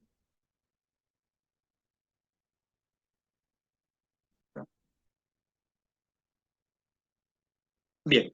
Seguimos con qué más tiene que tener este plan de trabajo. aspectos éticos y legales, ¿sí? Tanto que se trabaje con animales de experimentación como que se trabaje con humanos. Si se trabaja con animales de experimentación, hay que contar con la aprobación del CICUAL, y si es con humanos, de un comité de investigación, comité de ética e investigación independiente. ¿Sí? Y esto cada vez, por suerte, se está respetando más, y cada vez, ¿sí?, los comités de ética se ponen más exigentes. Bueno, hay aspectos logísticos y administrativos, sí, que también hay que tener en cuenta, aunque a ustedes les parezca que es poco científico, pero que sí hay que considerarlos al momento de elaborar este plan de trabajo, que tiene que ver con el cálculo de costos, ¿sí? Ver los subsidios con los cuales se cuenta para ver si se pueden adquirir los materiales, equipos, si se cuenta con las facilidades edilicias requeridas, ¿sí? Incluso en el plan de trabajo hay que establecer cuáles están disponibles y cuáles no, y cómo se va a hacer para resolver las que no. Por ejemplo, uno en el plan de trabajo tiene que decir, cuando enumera todos los parámetros que quiere evaluar, tiene que mencionar específicamente a través de qué métodos los va a evaluar, y luego en el equipamiento que va a enumerar tiene que poder comprobarse que cuenta con el equipamiento suficiente o necesario para poder llevar a cabo todos los métodos que propuso. ¿Sí? Por ejemplo, si nosotros decimos que queremos medir, qué sé yo, no sé, un perfil de lípidos y lipoproteínas, y lo queremos hacer por los métodos estandarizados, automatizados, luego en el equipamiento tendremos que tener un autoanalizador, ¿sí?, adecuado para poder llevar a cabo esos procedimientos. ¿Está bien? Bueno, incluso la parte edilicia también tiene que ser coherente con el trabajo que uno quiere proponer. Bueno, luego se guarda el lugar donde se guardarán los resultados y tiempo durante el cual se conservará la información. Incluso todo eso hasta está incluido, esto del tiempo que se conserva la información, ¿sí? Tiene que estar incluido en el comité de ética. Y también cuánto tiempo se va a conservar las muestras y de qué manera se van a desechar. Fíjense todos los detallecitos que tiene que tener el plan de trabajo. Bueno, vamos a hacer figurar en este plan de trabajo la bibliografía que fue consultada, pero exclusivamente la que citamos de manera específica. Y luego podemos agregar al plan de trabajo algunos apéndices, que bueno, será cuestión del evaluador o de la necesidad del lector que recurra a ellos o no. Por ejemplo, la declaración de Helsinki, que tiene que ver, ¿sí?, con los aspectos éticos de la investigación, las fichas de registro de datos, quizás ustedes puedan incluir, ¿sí?, directamente las fichas, ¿sí?, en las cuales figuren todos los cuestionarios o figuren las anamnesis que se van a hacer a los pacientes, ¿sí?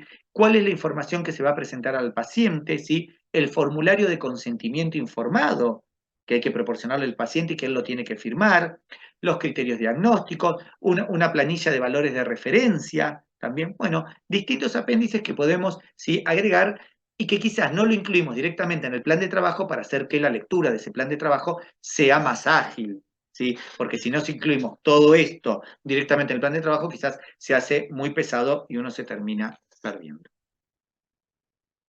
Bueno, ¿vamos bien hasta acá? ¿Muy aburrido? ¿Algo que quieran preguntar, comentar? Después no se preocupen porque todo esto nos va a conducir, ¿sí?, a un ejemplo concreto donde ustedes van a poder ver y van a ver que todo esto que está medio desordenado y que es tanta información, bueno, después va a estar como clasificada y van a tener como una guía, ¿sí?, que los va a ayudar. Bueno, hicimos mucho hincapié en la selección de la población, ¿sí?, porque esto es importante y es crucial para el éxito, ¿sí?, del trabajo de investigación. Bueno, la muestra poblacional que ustedes elijan tiene que ser representativa de toda la población, ¿sí?, a la cual ustedes quieran referirse. Y les digo cualquier cosa, no sé, si ustedes quieren hablar de diabetes en general y abarcar toda la diabetes, es obvio que tienen que tener pacientes tanto con diabetes tipo 1 como diabetes tipo 2, etcétera, más allá del número de individuos. Esta población tiene que tener características claramente definidas por ustedes. O sea que ustedes en el plan de trabajo van a tener que establecer si la población que ustedes quieren estudiar va a ser de sexo femenino, de sexo masculino, ¿sí?, o alguna alternativa. ¿Está bien? Eso lo tienen que establecer claramente. O puede ser que abarquen los distintos géneros, no hay ningún problema, pero lo tienen que decir.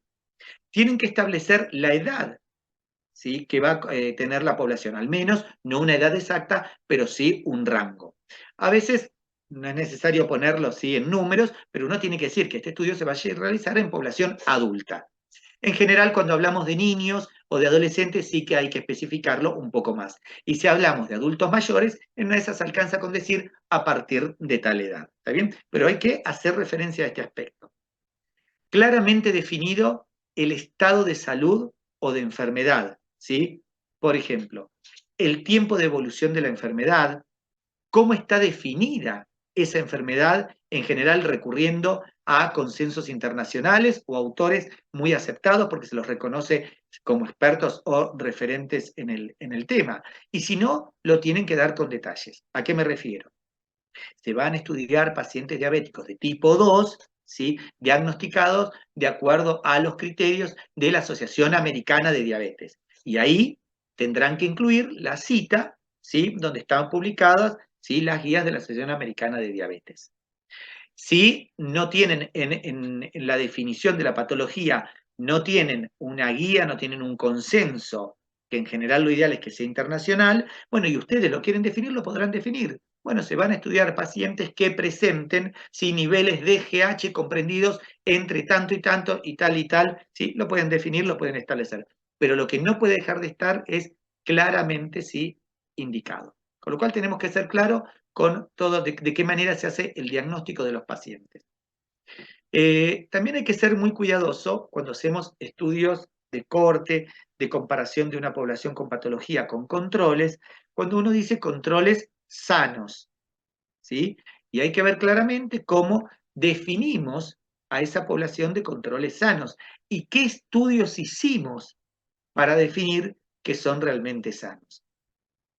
Había un profesor que cada vez que estaba como jurado de tesis siempre hacía el mismo comentario. No le gustaba que pusiesen controles sanos. Él prefería que dijesen, por ejemplo, controles sin patología conocida o cuando era de un control específico, por ejemplo, control no diabético, que actuaba como control de una población diabética, porque él decía que un individuo sano era aquel que no había sido suficientemente estudiado. Pero bueno, esto ya es irnos al extremo. Pero sí tengamos en cuenta que cuando decimos que es sano, tenemos que definir ¿sí? a partir de qué estudios nosotros definimos que fue sano. También si son internados o son ambulatorios. En el caso de las mujeres hay que definir el estatus menstrual o menopáusico. Está bien porque esto, bueno, justamente no les voy a venir a hablar de esto a ustedes, ¿sí? Nos produce cambios, no solamente en todo lo que tiene que ver con la endocrinología, con las hormonas, sino que esto tiene impacto en todos los aspectos metabólicos, por ejemplo. Si está embarazada o no está embarazada, uso de algún anticonceptivo o de cualquier medicación. Todo esto tiene que estar descrito. Y hay otras características que no siempre pueden llegar a ser importantes, pero que, de acuerdo al objetivo del estudio, puede ser que sí, como por ejemplo la profesión, el sitio de residencia, si tiene o no adicciones, hábitos alimentarios, la actividad física que realiza, etcétera, etcétera. Esto habrá que ver si es importante definirlo o no, de acuerdo al tema que ustedes están investigando. Bueno, de la población nosotros dijimos, y gran parte de estos aspectos que vimos, que van a estar definidos, hay que definir también claramente cuáles son los criterios de inclusión y los criterios de exclusión. En general los criterios de inclusión son menos, son pocos y son positivos, ¿sí? Vamos a incluir pacientes diabéticos de tipo 2 que presenten tal y tal cosa, que tengan un índice de masa corporal comprendido entre tanto y tanto, etc. Y uno de los pocos criterios de inclusión que se escribe como negativo es que no hayan recibido tratamiento previo. ¿Está bien? Bueno. Y luego tenemos los criterios de inclusión que, de nuevo, tienen que ser bien detallados. Hay tres clásicos que muchas veces no los olvidamos, que es el no cumplimiento de los criterios de inclusión.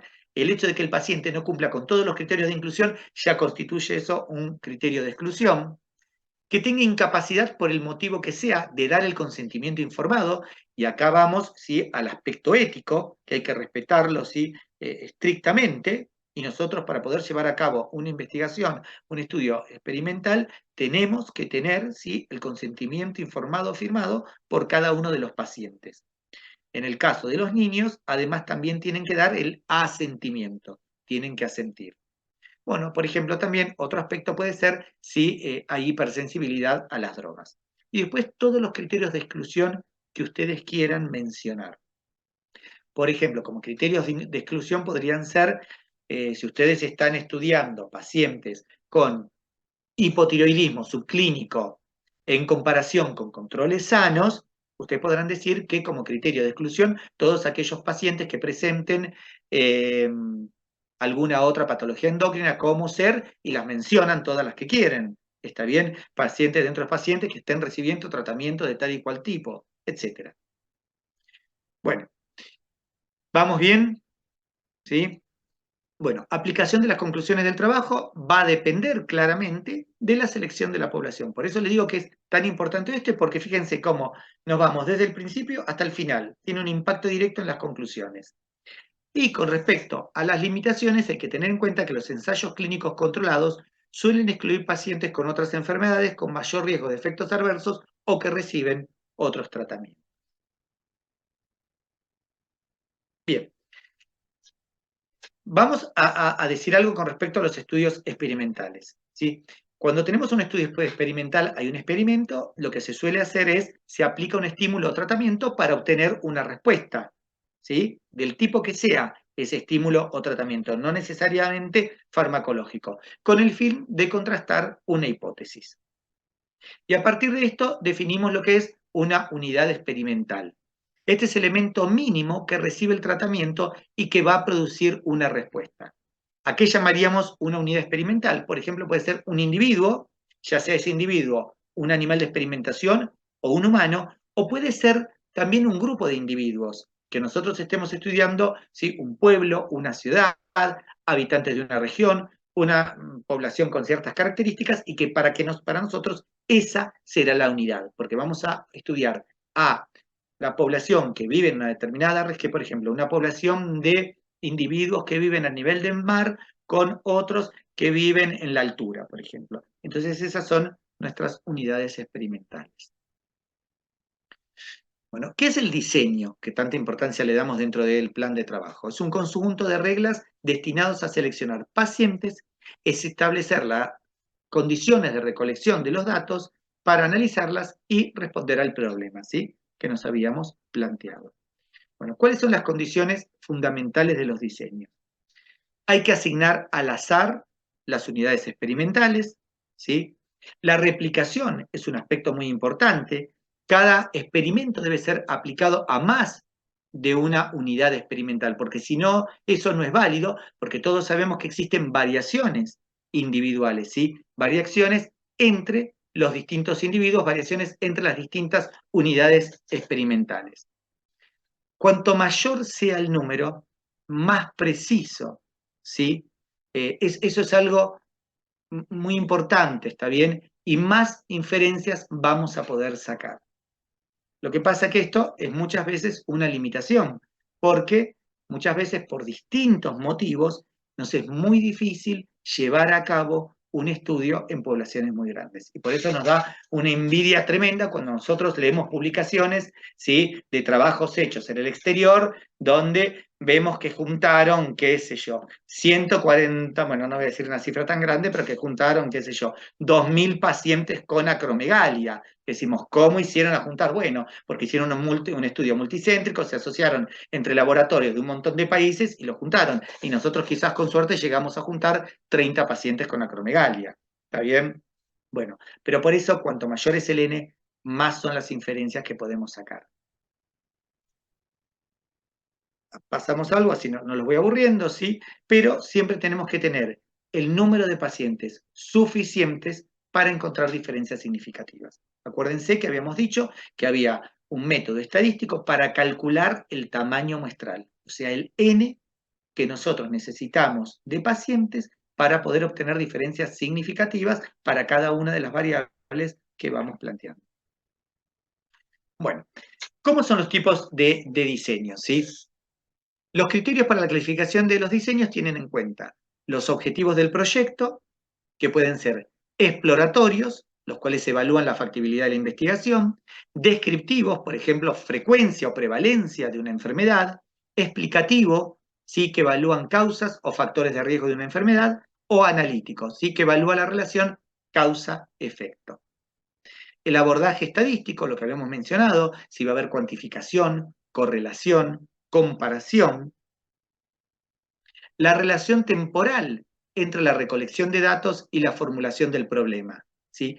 Y esto lo que hay que considerar es si al momento del inicio del estudio, este se lo puede clasificar como prospectivo, o sea que vamos a mirar hacia adelante, como si vamos a incluir pacientes, vamos a estar incluyéndolos desde este momento en adelante, o si es retrospectivo, o sea que vamos a analizar históricamente. Esto tengan en cuenta que cualquiera de los dos tipos de diseño son válidos para ustedes. ¿Sí? Cuando ustedes se planteen de qué van a querer hacer la tesina, tengan en cuenta cuando eligen el tema que esto puede ser válido. Quizás si ustedes están trabajando en algún centro donde pueden recurrir, ¿sí?, a las bases de datos, eso sería un estudio retrospectivo, porque ustedes estarían trabajando, ¿sí?, con datos que ya fueron recolectados.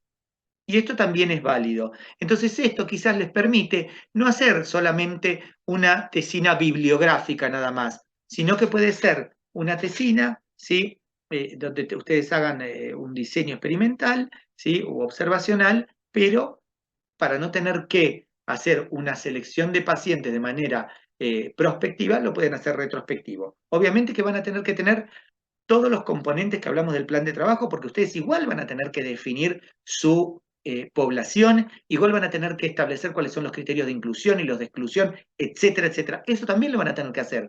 Lo único que en vez de empezar a seleccionar pacientes, citarlos, tomarles muestras y hacer las determinaciones, van a seleccionar, ¿sí?, los pacientes que ustedes ya tienen en base de datos que cumplan con esos criterios de inclusión y de exclusión. ¿Está bien? ¿Está claro? Pero ténganlo en cuenta porque a veces con esto ustedes pueden tener acceso a un trabajo interesante. Bueno, de acuerdo a la intervención del investigador en este estudio, es que se lo clasifica como observacional o experimental. El observacional es donde sí el investigador no interviene activamente. O sea, la observación consiste en mirar de manera intencionada, obviamente, porque ustedes no se olviden que están buscando la respuesta a una pregunta que se plantearon, pero sin modificar la naturaleza de los hechos. Esto sería, por ejemplo, un caso típico, comparar pacientes con controles. ¿Sí? Están mirando, pero no están interviniendo en esta población, no están modificando nada. En cambio, en la experiencia o intervención, ¿sí?, además de haber una observación, hay una modificación de la naturaleza de los hechos. Ustedes intervienen modificando de alguna manera. Y no solamente piensen en que el modificar es dar un tratamiento farmacológico, dietoterápico, indicación de actividad física, recomendaciones de cesación tabáquica, lo que sea, sino que también simplemente con una charla educacional uno está interviniendo y de alguna manera más o menos exitosa está modificando la naturaleza de los hechos. ¿Está bien? Bueno, número de mediciones sobre la misma variable y factor tiempo. Entonces acá los podemos clasificar en estudios transversales y longitudinales.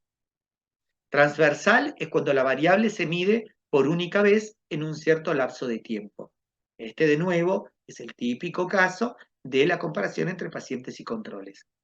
En cambio, en el estudio longitudinal, ¿sí?, es si se mide más de una vez. Y no necesariamente porque ustedes hayan intervenido. O sea que nosotros podemos tener un estudio longitudinal que sea, y retrocedo a la diapo anterior, perdón, ahí estoy, que sea observacional o experimental.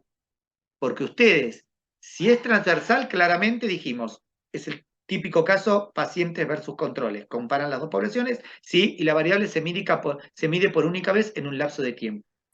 Pero es longitudinal y es observacional, quizás ustedes repiten la observación, ¿sí?, cada X periodo de tiempo, pero no intervienen, no modifican, ¿sí?, la evolución de la naturaleza de los hechos. ¿Se entiende a qué me refiero? Por ejemplo, a una mujer embarazada le van a hacer un perfil hormonal en el primero, segundo y tercer trimestre del embarazo. Bueno, ustedes están observando de manera longitudinal a lo largo del tiempo, pero no están interviniendo. Y cuando es experimental es porque ustedes van a aplicar algún tipo de intervención, lo que decíamos, tratamiento farmacológico, una charla, ¿sí? Dietoterapia, ejercicio físico, lo que quieran, y van a medir antes y después de la intervención. Bueno, hay que tener control sobre las variables, control de subjetividad, ¿sí? Porque siempre puede haber subjetividad por parte del médico, del paciente, del bioquímico, de todo el personal de salud, ¿sí? No solamente del paciente, y el único modo de controlarla es la ignorancia, no saber, ¿está bien? Y ahí es donde surge el ciego simple y el doble ciego. Por ejemplo, en un estudio experimental, cuando hay una intervención de algún tipo, muchas veces, si se puede, ¿sí? El ciego simple sería que el paciente no sepa cuándo está recibiendo la intervención o no. Obviamente que si la intervención es una indicación de actividad física, no hay forma de enmascararla, pero cuando tenemos que estamos proporcionando un fármaco, ahí sí, porque existe el fármaco y el placebo. ¿Está bien? Que el placebo tiene las mismas características del fármaco sin el principio activo. Entonces eso es ciego. Y doble ciego es cuando no solamente el paciente no lo sabe, sino tampoco el personal de salud, el médico o quien sea que esté en trato con el paciente, tampoco sabe, ¿sí? Cuál es la intervención que se le está dando al paciente. Con respecto a esto, hay ciertas salvaguardas éticas que por suerte se han ido modificando a lo largo del tiempo y ahora hay legislación que establece claramente esto. Hace muchos años uno podía hacer un estudio experimental de intervención con un fármaco y entonces tenía un paciente diabético al cual se le podía azarosamente, se le asignaba a la rama de placebo o a la rama del fármaco. Hoy en día no es ético a un paciente diabético, ¿sí? Dejarlo sin tratamiento, obviamente. Entonces no se le puede dar solamente placebo. En ese caso, a las dos ramas quizás hay que darle doy un ejemplo, hipoglucemia anteoral de eficacia conocida y a uno de los dos grupos se adiciona el nuevo fármaco. Bueno, esto va a depender de las características del fármaco que se esté estudiando. Pero bueno, en esto, ¿sí? Hay ciertos resguardos éticos que tenemos que cuidar. Bueno, ¿vamos bien hasta acá? ¿Están callados? Callados porque yo no los dejo ni hablar, hablo a 1000, no pueden ni opinar. ¿Sí? ¿Alguna pregunta, algo que quieran, algo que ya se les empezó a ocurrir con sus tesinas? ¿Sí? En este instante, ya no empezaron a pensar en que las quieren hacer, ¿no? No vayan por la más fácil todo, no hagan todos, ¿sí? Tesinas Búsqueda bibliográficas. bibliográfica. Claro, no vale, no vale. O sea, ojo que la bibliográfica tiene que estar muy bien hecha, muy a conciencia, ¿sí? Y en la bibliográfica no solamente es una recopilación de citas, ¿está bien? Ustedes tienen que hacer un análisis crítico de esas citas, tienen que sacar sus propias conclusiones y tienen que hacer un aporte, porque si no es algo que no tiene mucho sentido. No es solamente ir reportando, Disculpe, sí. yo tengo que hacer un trabajo, pero lo comento al final si quieres, justamente porque no se adapta a ninguna de las dos características que usted menciona. A ver, decilo y lo vamos viendo, a ver si lo pateamos o a ver si. Yo tengo que hacer un trabajo final de residencia que estoy por hacer un estudio de análisis de datos de farmacoresistencia de antirretrovirales pacientes de VIH.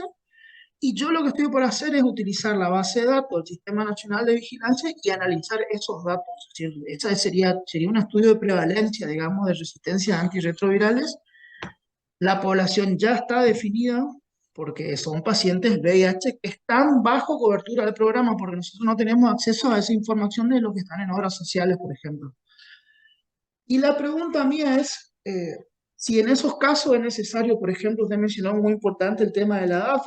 Yo creería que no, porque todas las ¿De la qué? condiciones Perdóname, no te llegué a escuchar. ¿De la de qué? la edad, porque eh, lo que yo estoy por analizar si presenta o no resistencia. Ver qué cantidad de nuestra población tiene resistencia asociada a algún tipo de antirretroviral, digamos. Es decir, ya la condición suficiente para que ingresen es tener VIH confirmado, digamos. Es un estudio descriptivo, retrospectivo, ¿verdad? ¿Sería este en este caso? Exactamente, Bueno, es descriptivo, retrospectivo es observacional, porque vos no estás observacional. interviniendo, ¿sí? Pero no sé si estoy tan de acuerdo, pero eso no lo puedo decir, ¿sí? No sé si estoy tan de acuerdo en que la edad no tiene impacto. Igual viste que, a ver, de todas las cosas que yo dije, vieron al principio les mencioné que no todas se aplican a todos los estudios y hay que ver las características y el tema en que vamos a abordar el estudio. Si yo me tengo, con lo cual perfectamente podría ser, o en una de esas podríamos decir que quizás no tiene importancia la diferenciación por géneros, ¿está bien? O Tampoco. quizás sí, pero con respecto a la edad, no puede, te pregunto, a ver, desconociendo el tema, porque esto ya tiene que ver más con la especialidad que con el diseño.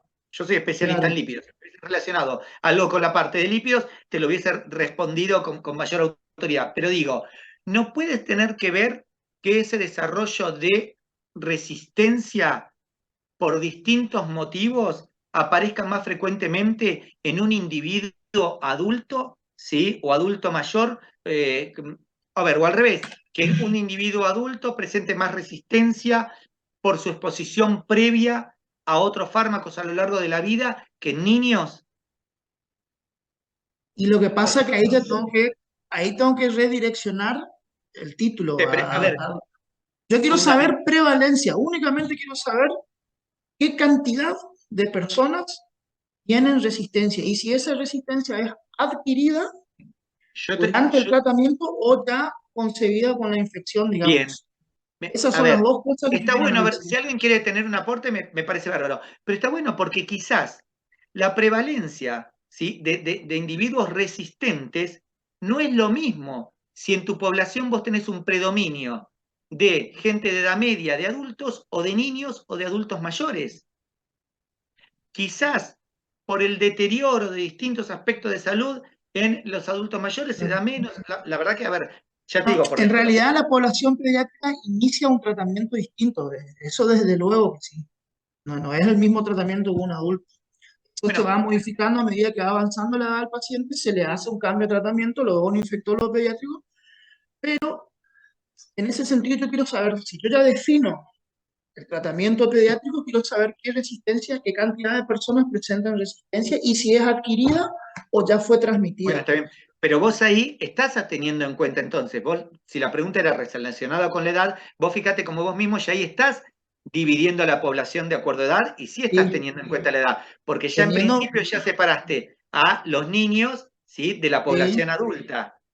Bueno, pero ¿verdad? ahí es donde está la importancia de Pero la ahí yo búsqueda tengo que definir un bibliográfica. límite, o sea, tratamiento, es decir, ahí yo lo único que tengo que hacer es decir, se considera paciente pediátrico hasta tal edad, en virtud de los tratamientos, porque hoy en día el tratamiento de un niño eh, adquiere el esquema de adulto a menor edad que, antes, que años Bueno, atrás, digamos. está bien, eso puede ser, pero digamos, no necesariamente hay que ver, claro, la definición, estoy de acuerdo, ¿sí? Si bien puede haber una definición general de hasta qué edad es niño, a partir de qué edad se comienza a ser adolescente y hasta a partir de qué edad es adulto, puede ser que esto no responda a ver que el comportamiento o que la indicación terapéutica para un determinado fármaco ya sea igual. No es que el niño va a ser un adulto, pero que el niño sigue el mismo esquema, quizás o el adolescente sigue el mismo esquema a partir de cierta edad que el adulto, y entonces Claro. vos eso lo tendrás que justificar y los colocarás a todos dentro del mismo.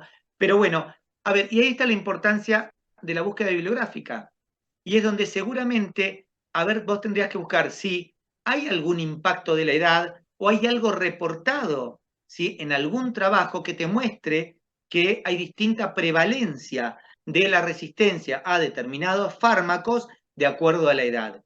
Y quizás si no figura exactamente, no lo encontrás para los fármacos que vos estás evaluando acá, pero sí quizás para otro tratamiento farmacológico que vos lo puedas asimilar. Igualmente esto no quiere decir que vos no puedas, ¿sí? Como criterio de inclusión, fijar que vas a evaluar a toda la población, ¿sí? Y que digas, desde los 5 años hasta los 90, pero que después, cuando vos describas de qué manera van a ser analizados los datos, que digas que vas a estratificar de Claro. acuerdo a la edad. ¿Está bien? Y entonces vos podés haber recopilado todos los datos de toda la población, pero después vas a dividir en distintos estratos que vos los podés dividir. O podés dividir en niños, adultos y adultos jóvenes, adultos mayores, o podrás decir, bueno, divido por rango de cada 10 años, etc. Y eso generalmente uno lo hace tratando de buscar cierta evidencia en la bibliografía. Eso es válido. Pero sí, a ver, cuando nosotros decimos que hay que tener en cuenta todos esos aspectos, hay que tenerlos en cuenta. Es justamente esto. Hay que plantearse si tienen que formar parte de los criterios de inclusión-exclusión. Y quizás la respuesta es no. Está bien, porque quizás vos terminas diciendo que lo que vos vas a evaluar no está relacionado con la edad. ¿Está bien? O no está relacionado con el género o con lo que sea. ¿Está bien? Perfecto. Pero hay como que preguntarse y mirar muchas veces qué otras variables confundentes podría haber, ¿no? Porque uno quizás dice, bueno, a ver, quizás la edad no podría impactar solamente por el paso del tiempo, pero hay que tener en cuenta que con el paso del tiempo trae aparejados o bien otras comorbilidades o bien frecuentemente otros tratamientos u otros hábitos de vida que sí te pueden influir. ¿Se entiende a lo que apunto? Quizás no es el paso del tiempo estrictamente, pero hay que analizar si las variables que pueden estar asociadas. Quizás yo te digo que no es verdad. Los niveles en los adultos, los niveles de triglicéridos no varían significativamente con el paso del tiempo. Pero seguramente con el paso del tiempo, más allá, más que nada cuando estamos hablando del paso del adulto al adulto mayor, lo que aumenta es el sedentarismo. Y el sedentarismo sí trae aparejado aumento del índice de masa corporal y esto seguramente va a traer aparejado aumento de los triglicéridos. Por eso a veces la variable que vos estás teniendo en cuenta no va a influir directamente, pero sí lo puede hacer indirectamente. Perfecto. Está bien que después te agrego otra cosa. Cuando ya empezamos a hilar tan fino, quizás después esto a través del análisis estadístico se puede resolver. Porque vos después lo que podés hacer en ciertos casos es ajustar el análisis, ¿sí?, de acuerdo a una variable. Por ejemplo, si vos estás comparando pacientes y controles e inevitablemente los pacientes tienen más edad que los controles, y esa diferencia es significativa, cuando vos compares todas las otras variables, quizás lo que podés hacer es en el análisis estadístico usar un test estadístico, como decíamos antes, de comparación de medias para muestras independientes, pero ajustás por la edad. O sea que se tiene en cuenta la edad. Y hay métodos estadísticos que te permiten hacer eso y que lo que te están permitiendo es ponerte en una situación hipotética como si las dos poblaciones tuviesen edades similares. Obviamente, si vos desde los criterios de inclusión y exclusión lográs que las dos poblaciones tengan edades similares, es lo ideal. Pero si no, a veces ciertas cosas que no se pueden resolver, que son infranqueables, se pueden resolver de esta manera. ¿Está bien? Bueno, avanzamos. Algunas características que vamos a empezar a dar. Vamos a ver cómo venimos con la hora. Bueno, estamos bien todavía, ¿no? Sí. 6. ¿Esto hasta qué hora, chicos, tienen? Porque yo me entusiasmo a hablar 7 y pico, ¿no? Ya, más o menos, ¿hasta qué hora duran las clases? ¿O tenían que haber durado? ¿Ya teníamos que haber terminado? ¿A qué hora suelen terminar? Digan con libertad, ¿no? No se cohiban. Sí, es de 5 a 9 las clases casi siempre. ¿A las 9? Ah, tenemos 1 hora y media. Ah, me relajo. No, Bueno. no, mentira, hoy es viernes. No, los voy a liberar antes. Está bien. Bueno, vamos a ver, título. Fíjense que damos algunos detallecitos, ya mencionamos algo con respecto al título. El título de investigación debe indicar en forma precisa, habíamos dicho, cuál es el objeto del estudio. Esto permitirá colocarlo adecuadamente en los índices bibliográficos y sistemas de recuperación de información, ¿sí? Que ustedes puedan hacer búsquedas correctas y que en esas búsquedas bibliográficas obtengan la información que necesitan, depende de que alguien le haya puesto el título correcto, ¿sí?, al trabajo que hizo. Entonces ustedes también tienen que hacer lo mismo. Siempre debe ser informativo y conciso. Es deseable que el título dé una idea general del tema en el que se inserta el objeto de estudio. También muchas veces quizás no tan aplicable a las tesis y tesinas, pero sí más a los trabajos que publicamos de investigación, también puede hacer referencia no solo al objetivo del estudio, sino al resultado. ¿Está bien? Los pacientes diabéticos frecuentemente presentan hipertrigliceridemia. Eso podría ser el título. Y quizás fue más allá del objetivo del estudio, sino que ya está informando de los resultados. Pero esto no es tan frecuente en los títulos de las tesis o las tesinas. Pero ustedes cuando lo piensan, traten de pensarlo que sea corto, que sea conciso. Apunten a eso. Y si no, subdivídanlo, si pongan un subtítulo, pónganle 2 puntos.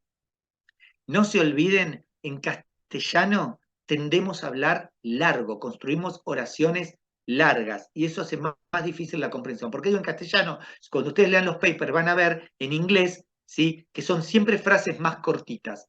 Y por eso a los de habla hispana nos cuesta muchas veces escribir papers, está bien, que sean aceptados y que no sean criticados desde el punto de vista del lenguaje, porque tenemos tendencia a escribir largo. Bien, planteamiento del problema. Bueno, creo que voy a correr esto, que me está molestando. Ahí está. La definición de un problema específico es el primer paso en la elaboración de un proyecto de investigación y comprende las acciones necesarias para determinar lo que se va a investigar, además de que la selección del problema requerirá una fundamentación teórica y práctica de su importancia. Lo que decíamos, había que formular correctamente la pregunta y hacer una búsqueda bibliográfica adecuada.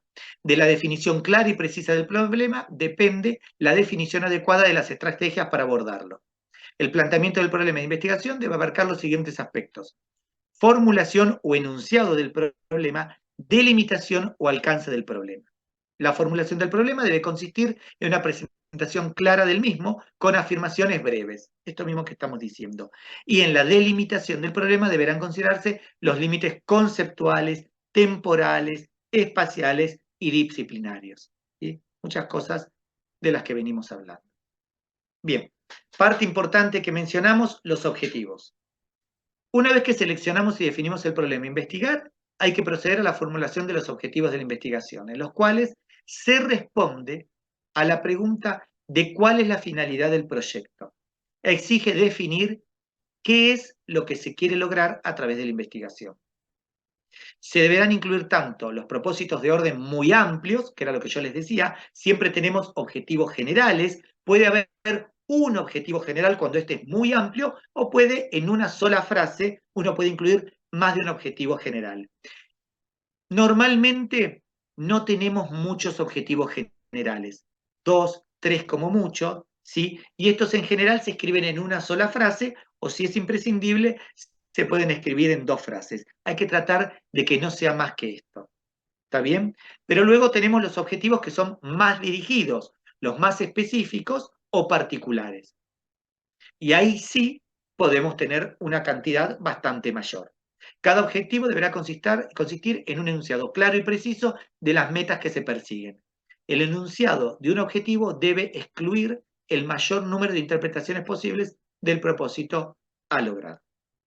La redefinición de los objetivos es fundamental, ya que la evaluación del trabajo de investigación se basa fundamentalmente en el logro de los objetivos planteados mediante un proceso sistémico, los cuales deben haber sido previamente señalados y seleccionados al comienzo de la investigación. Ustedes saben que muchas veces, cuando se evalúan, ¿sí?, ya no quizás el plan de trabajo, sino que ya se evalúa el trabajo realizado, cuando ustedes quizás les evalúen, no lo digo tanto en el sentido de la tesina, aunque se puede dar, sino por ejemplo cuando alguien les otorga un subsidio, lo primero que les va a preguntar es en qué grado se cumplieron los objetivos planteados directamente, porque uno es esperable que quizás no se pueda cumplir por distintos motivos el 100% de los objetivos. Pero es una pregunta muy frecuente que hacen los evaluadores o que ustedes les podrán hacer en las tesinas. Bueno, de los objetivos que ustedes se plantearon inicialmente, ¿qué porcentaje sí se cumplieron? Lo que va a pasar muchas veces es lo siguiente. ¿Quién puede formular esta pregunta? El que tuvo en sus manos, por X motivo, el plan de trabajo inicialmente y después el informe final. ¿Está bien? Para contrarrestar. Ustedes que quizás No sé si hoy en día les piden que presenten el plan de trabajo de manera formal. Sí, seguramente un esbozo para ir guiándolos y aconsejándolos. Pero si no lo tienen que presentar de manera formal, seguramente en la tesina, ustedes cuando incluyan el objetivo general y los objetivos específicos, van a poner todos los objetivos que hayan cumplido. ¿Está bien? No van a incluir ya objetivos que no hayan cumplido. ¿Se entiende a dónde apunto? Bueno, y como un consejo práctico para que ustedes se puedan guiar, los objetivos siempre se escriben siempre no, en muchos casos, y ayuda a que sea más fácil, en infinitivo. ¿Sí? El objetivo del presente estudio es evaluar la presencia de tal y tal cosa.